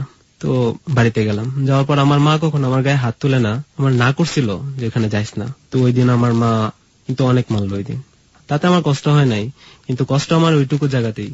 আমি যদি কোনো অন্যায় করে থাকি তাহলে সেই শাস্তি আমার যত খুশি দেখ, আমার কোনো মানে কষ্ট হবে না, কিন্তু আমার কারণে আমার মা যে মানে শাস্তি পাইছে ওইটার জন্য তো আমি মার কাছে সারা জীবন তো আমি নিচু হয়ে থাকবোই, প্লাস ওই কষ্টটা আমি কোনোদিন ভুলতে পারবো না। আমি পুরো কেমিস্ট্রিটাকে অল্প অল্প করে তুলে ধরতে চাই। আমি এতক্ষণ ধরে খুব মনোযোগ দিয়ে শুনেছি আপনাদের জীবনের গল্প, এবং আমি কিছু প্রশ্ন করবো। প্রিয় শ্রোতা, আমরা বারবারই বলে থাকি হ্যালো 8920 তে এমন কোন জীবনের গল্প প্রচার করা হয় না যেখান থেকে আপনি কিছু শিখতে পারবেন না। আজকের গল্পটা নিয়ে যদি কিছু কেউ শিখতে চান তাহলে এই প্রশ্নগুলোতেই ব্যাপারগুলো ক্লিয়ার হয়ে যাবে। আপনারা বিয়ে করেছেন কতদিন যাবত? বিয়ে হয়েছে কবে, কত তারিখে? 17 তারিখ। মানে এখন 2.5 মাস। 2.5 মাসের মতো চলছে বিয়ের। এটা এই বছরই হয়েছে 2013 সালে, 2.5 মাস। এখন আপনাদের প্রেজেন্ট সিচুয়েশনটা কি? থানা থেকে বা যে লোকটাকে আপনি ডিভোর্স দিলেন, আপনার এক্স হাজবেন্ড আমরা বলতে পারি, যদি আপনি মন থেকে সেটা মানেন না, তো তার সাথে এখন সে কি বলছে? সে এখন এটাই বলতেছে যে ভবিষ্যতে ওর নামে এরকম মামলা দেওয়া হবে, মার্ডার কেসের, মিথ্যা মার্ডার কেসের মামলা, যাতে ও কখনো মানে ভালো কিছু করতে না পারে, সবসময় ওর ওই রকম মামলা দেওয়া হবে। আপনাকে সে কি বলে? এখন আমার সাথে কোনো কন্ট্রাক্ট হয় না। লাস্ট যখন কন্ট্যাক্ট হয়েছিল তখন সে আপনাকে কি বলেছিল? লাস্ট কন্ট্রাক্ট ওই যে যখন বললাম কথা হয়েছে সেই দিনই, কারণ ফোনে কথা হইলে নেটওয়ার্কের মাধ্যমে জানতো যে আমি কোথায় আছি, তো কথা বলাটা প্রবলেম ছিল। তার মানে আপনারা এখন কোথায় আছেন সেটা ওই ভদ্রলোক জানেন না? না, সেটা জানে না। জানলে তো মানে আমাদের প্রবলেম করবে, মিথ্যা মামলায় ধরে নিবে আবার। এইটা হচ্ছে আপনাদের জীবনের আপনাদের রিস্ক, নিজেদের থেকে ভয় পান। আপনার সাথে আপনার ফ্যামিলির যোগাযোগ আছে? আপনার বাবা, আপনার মা? আমার ফ্যামিলির যোগাযোগ না, এখন পর্যন্ত হয়নি। তবে মাঝখানে আমার মার সাথে একদিন কথা হয়েছিল, তো আমার মা বলছে যে তুমি যদি এখন আমার সাথে কথা বলো তাহলে তোমার আব্বু আমার সাথে ঝামেলা করবে, তোমার আব্বু চায় না তোমার সাথে আমাদের কোনো যোগাযোগ হোক, তো এর জন্য আর কারোর সাথে কন্ট্যাক্ট যোগাযোগ করেননি। সৌরভের ফ্যামিলি থেকে আপনাদেরকে কিভাবে দেখা হয়? আপনাদেরকে মেনে নেওয়া হয়েছে বা ওর মতোই অবস্থা কিনা? যে আমি যত অন্যায় করি ওরা মানে আমাকে শাসন করবে, কিন্তু মানে ওটা মাইনা নিবে ওরা শেষ পর্যন্ত। যেমন ওরা কিন্তু তৃপ্তিকে এখন পর্যন্ত কোনো কিছুই বলে নাই, ভালো মন্দ কোনো হিট দেওয়া তো দূরের কথা, মানে বুঝতেই দেয় নাই যে ভালো কিছু বলেনি মন্দ কিছু বলেনি। ওকে মেনে নিয়েছে কিনা? আমাকে কিছু বলেনি, আমার সাথে ভালোই কথাবার্তা হয়েছে। মানে ওর বউ হিসেবে আপনাকে মেনে নিয়েছে ওর মা? মেনে নিয়েছে, কিন্তু ওকে মানে কথা শুনতে হয়েছে। ওকে কথা শুনতে হয়েছে। ওকে, আপনি কিছু করছেন এখন বর্তমানে সৌরভ? না, আপনি কিছু করছেন না, পুরোপুরি বেকার। আপনার অর্থের সংস্থান হয় কিভাবে? পড়াশোনার খরচ দিত আমার আপু, উনি যে চাকরি করেন। যেহেতু এই ঝামেলাটায় অনেক টাকা খরচ হয়ে গেছে, মানে সঞ্চয় যে জিনিসটা এটা আর এখন আপাতত আমাদের কাছে নাই। আর লাস্টে যে কিছু টাকা ছিল ওইটা আমার সেমিস্টার ফি দেওয়ার জন্য, যেদিন আমাকে থানায় ধরে নিয়ে গেল ওই দিন সেটাও শেষ। তাহলে আপনাদের ভবিষ্যৎটা কিভাবে চলবে? What's your plan? আসলে এখন আমাদের থাকা হইতেছে এখানে সেখানে, কারণ বাড়িতে যাওয়া সম্ভব না। আর ও যেহেতু পড়াশোনা করে আর আমিও মাত্র ইন্টার পাস করলাম, তো পরীক্ষার মাঝখানে যেহেতু এই ঝামেলাটা হয়, আমারও রেজাল্ট এত ভালো হয় না, 4.30 আসছে। আশা ছিল প্লাস আসার, যেহেতু এসএসসি তে শুধু ইংলিশে প্লাস ছিল না আর সব সাবজেক্টে প্লাস ছিল, আর ইন্টারে 4.30 আসছে। তো এখন তো ওর পড়াশোনাও শেষ হয়নি, আমারটাও শেষ হয়নি, তো কেউই তো এখন চাকরি করতে পারতেছি না, এখানে সেখানে থাকা হইতেছে। তো এখন পর্যন্ত অনেক জায়গায় থাকা প্রায় শেষ। আসলে এখন মানে যেখানে যাইতেছি সবাই ভয় পাইতেছে যে পুলিশ কেস যেহেতু আমাদের প্রবলেম হবে, তো এখন আমাদের থাকা নিয়েও প্রবলেম হইতেছে যে আমরা কোথায় থাকবো। পুরোপুরি অনিশ্চিত আপনারা। এই যে অনিশ্চয়তা, প্রতি মুহূর্তে শঙ্কা, প্রতি মুহূর্তে ভয়, এবং সেই শুরু থেকে শুরু করে এখন পর্যন্ত দুজনের কাছে আমার একই প্রশ্ন, সেটা হচ্ছে আপনারা কি মনে করেন যে আপনাদের ভবিষ্যৎ অনিশ্চিত হয়ে গেছে, বা আপনাদেরকে আবারও ঠিক আরো কোনো বিপদে পড়তে হবে যখন আপনারা দুজন ডিটাচড হয়ে যাবেন? আমার ওর প্রতি পুরোপুরি বিশ্বাস আছে যে আমি জানি ও আমায় কখনো বিপদের মুখে ফেলবে না আর আমাকে ছেড়ে কখনো যাবে না। ওর তো এখন কিছু করার নেই, যেহেতু ওর পড়াশোনা শেষ হয়নি, এখন আমাকে কিছু দেওয়ার মতো কিংবা খুশি রাখার মতো তেমন সামর্থ্য নেই। আর ফ্যামিলি থেকে যেহেতু কোনো হেল্প করতে পারতেছে না, এখন ও সব সময় মানে মন খারাপ থাকে আর কি যেন একটা ভাবে, হয়তো আমাকে নিয়েই ভাবে যে এখন আমাকে কিভাবে সে রাখবে, যেহেতু ওর উপার্জন করার মতো কোনো উপায় নেই। তো ও কালকে আমায় বলতেছিল, শাকিল ভাইয়া ফোন দেওয়ার আগে বলতেছিল যে আমি হয়তো পৃথিবীতে সবচেয়ে হাজবেন্ডের মধ্যে সবচেয়ে খারাপ হাজবেন্ড, তোমায় ভালোভাবে রাখতে পারতেছি না। তো তখন আমার খুব খারাপ লাগে, আমি তখন বলি যে আমি যে তোমার বাসায় থাকতে পারতেছি এটাই আমার জন্য অনেক কিছু, এইটুকুই আমার। ওকে সৌরভ, এই যে এত দায়িত্ব হাজবেন্ড হিসেবে পালন করা উচিত, আপনার সেই সামর্থ্যটা নেই বা আপনি সেটা করতে পারেন না, টাকা নেই, পয়সা নেই, যে কোনো মুহূর্তে জেলে পুড়ে যেতে পারেন, অন্যায়ের কাছে আপনার নিজের নৈতিকতা বা নিজের ন্যায় সে অনেক বেশি দুর্বল, পরিবারে রোজগার করার মতো কেউ নেই, মা, বৃদ্ধ মা, বাবা নেই, সবকিছু মিলিয়ে আপনি অনেক বড় একটা মেন্টাল প্রেসারে থাকেন, এবং আপনি জানেন যে আপনার মোটা দাগে এই প্রেমটাই দায়ী। আমি ওকে দায়ী করছি না, আমি প্রেমের জায়গাটাই বলছি। আপনার কখনো খারাপ লাগে এটা এই ফিলটা করলে? অ্যাকচুয়ালি স্ট্রাগলটা এখন আমার কাছে কন্টিনিউ হয়ে গেছে, এটা এখন আর তেমন কিছু মনে হয় না, কিন্তু আমার কেন জানি মনে হয় যে আমি একদিন সবকিছু কাটাই উঠতে পারবো, সেই মানসিক শক্তিটা আমার আছে, সেটা শুধু সময়ের ব্যাপার। This is the spirit of love, আর কিছুই বলার নেই। কে ভুল করেছে, কারা ভুল করেছে, কে অন্যায় করেছে সেটা গল্পে অনেক বেশি স্পষ্ট, কিন্তু একটা জায়গায় কোনো ভুল নেই, সেই ভুলটা হচ্ছে লাভ। এবং ওরা সজ্ঞানে স্বইচ্ছায় যেটা করেছে দুজন দুজনের প্রতি, ভালোবাসার জায়গাটা থেকে, সেটার প্রতি আমার অনেক বেশি রেসপেক্ট। সে জায়গায় কে বঞ্চিত হলো, কে অন্যায় করছে, কে ন্যায় করছে, সেই জায়গাগুলো এই স্পিরিটের কাছে এসে স্পিরিটটা যেন কখনো দমিয়ে না দেয় বা নষ্ট যেন না হয়ে যায়। এটা যখন ঘুম ধরবে, এই জায়গাটাতে যখন পচন ধরবে, তখনই সবকিছু শেষ হবে। তার আগ পর্যন্ত আমরা বলতে পারি this is love, this is beautiful, and এটার জন্য অনেক অনেক বেশি শুভকামনা। শেষ বেলায় শুধু একটা কথা বলতে চাই ফ্যামিলিকে, সেটা হচ্ছে বাবার আত্মসম্মান বলেন, মার আত্মসম্মান বলেন, পরিবারের আত্মসম্মান বলেন। এই আত্মসম্মানগুলো কখনো কখনো জোর করে সন্তানদের উপরে অনেক কিছু চাপিয়ে দেয়। কিন্তু মজার বিষয় হচ্ছে যে প্রত্যেকটা মানুষই একটা নিজস্ব ব্যক্তিত্ব নিয়ে দুনিয়াতে আসে। সেই ব্যক্তিত্বের উপরে জোর করে কখনোই কেউ কোনো কিছু চাপিয়ে দিতে পারে না। আপনি শেষ পর্যন্ত এভাবে চিন্তা করে দেখুন, যদি তৃপ্তি ওই সংসারেই থাকতো, মেনে নিত, প্রতি মুহূর্তের যে দহন জ্বালা, প্রতি মুহূর্তের যে কষ্ট, সেটা কি তার বাবাকে সুখী করতে পারত, কিংবা তার পরিবারকে সুখী করতে পারত? এই মুহূর্তে তৃপ্তি যে জায়গাটায় আছে সেটাকে না মেনে নিয়েই তিনি কি সুখে আছেন? কতদিন থাকতে পারবেন? বরং ব্যাপারটা যদি এরকম হতো যে প্রথম তিনি যে কথাটা দিয়েছিলেন সৌরভকে, সেটাই তিনি ঠিক মতো মেনে নিয়েছেন। তার জায়গাটা থেকে সৌরভকে স্টাবলিশ করাটা খুব কঠিন কোনো বিষয় ছিল না। ও মেধাবী স্টুডেন্ট ছিল, তৃপ্তি মেধাবী স্টুডেন্ট ছিল, কিন্তু কোথায় যেন একটা প্রতিবন্ধকতা। এই প্রতিবন্ধকতা কাউকেই সুখ দেয়নি, না দিয়েছে তৃপ্তির এক্স হাজবেন্ডকে, না দিচ্ছে ওদেরকে, না দিয়েছে ওদের ফ্যামিলিদেরকে। সুতরাং যাকে বিয়ে দিচ্ছেন তার মতামতটা জানা, তার ফিলিংসটাকে জানা অনেক বেশি জরুরি। যে ফিলিংসটাকে পুঁজি করে ওরা সামনের দিকে এগিয়ে যাচ্ছে, সেখানে অনেক বাধা বিপত্তি আছে। আমরা জানি না প্রিয় শ্রোতা, 1 মাস পরে ওদের অবস্থাটা কি হবে, কিংবা এখন এখান থেকে যে বের হয়ে যাচ্ছেন স্টুডিও থেকে, ওরা নিরাপদে ঘরে ফিরতে পারবে কিনা। কিন্তু ওদের দুজনের একটা জায়গায় যে অসম্ভব রকমের মিল, সেটা হচ্ছে লাভ, ভালোবাসা। এই ভালোবাসার প্রতি রেসপেক্ট, অনেক অনেক বেশি শ্রদ্ধা আজকের হ্যালো 8920 থেকে। প্রিয় শ্রোতা, আমরা হ্যালো 8920 শেষ করছি না, কিন্তু শেষ হচ্ছে সৌরভ এবং তৃপ্তির জীবনের গল্প বলা এবং অনেক শুভকামনা দিয়ে সামনের দিনগুলো অনেক সুন্দর হোক এদের।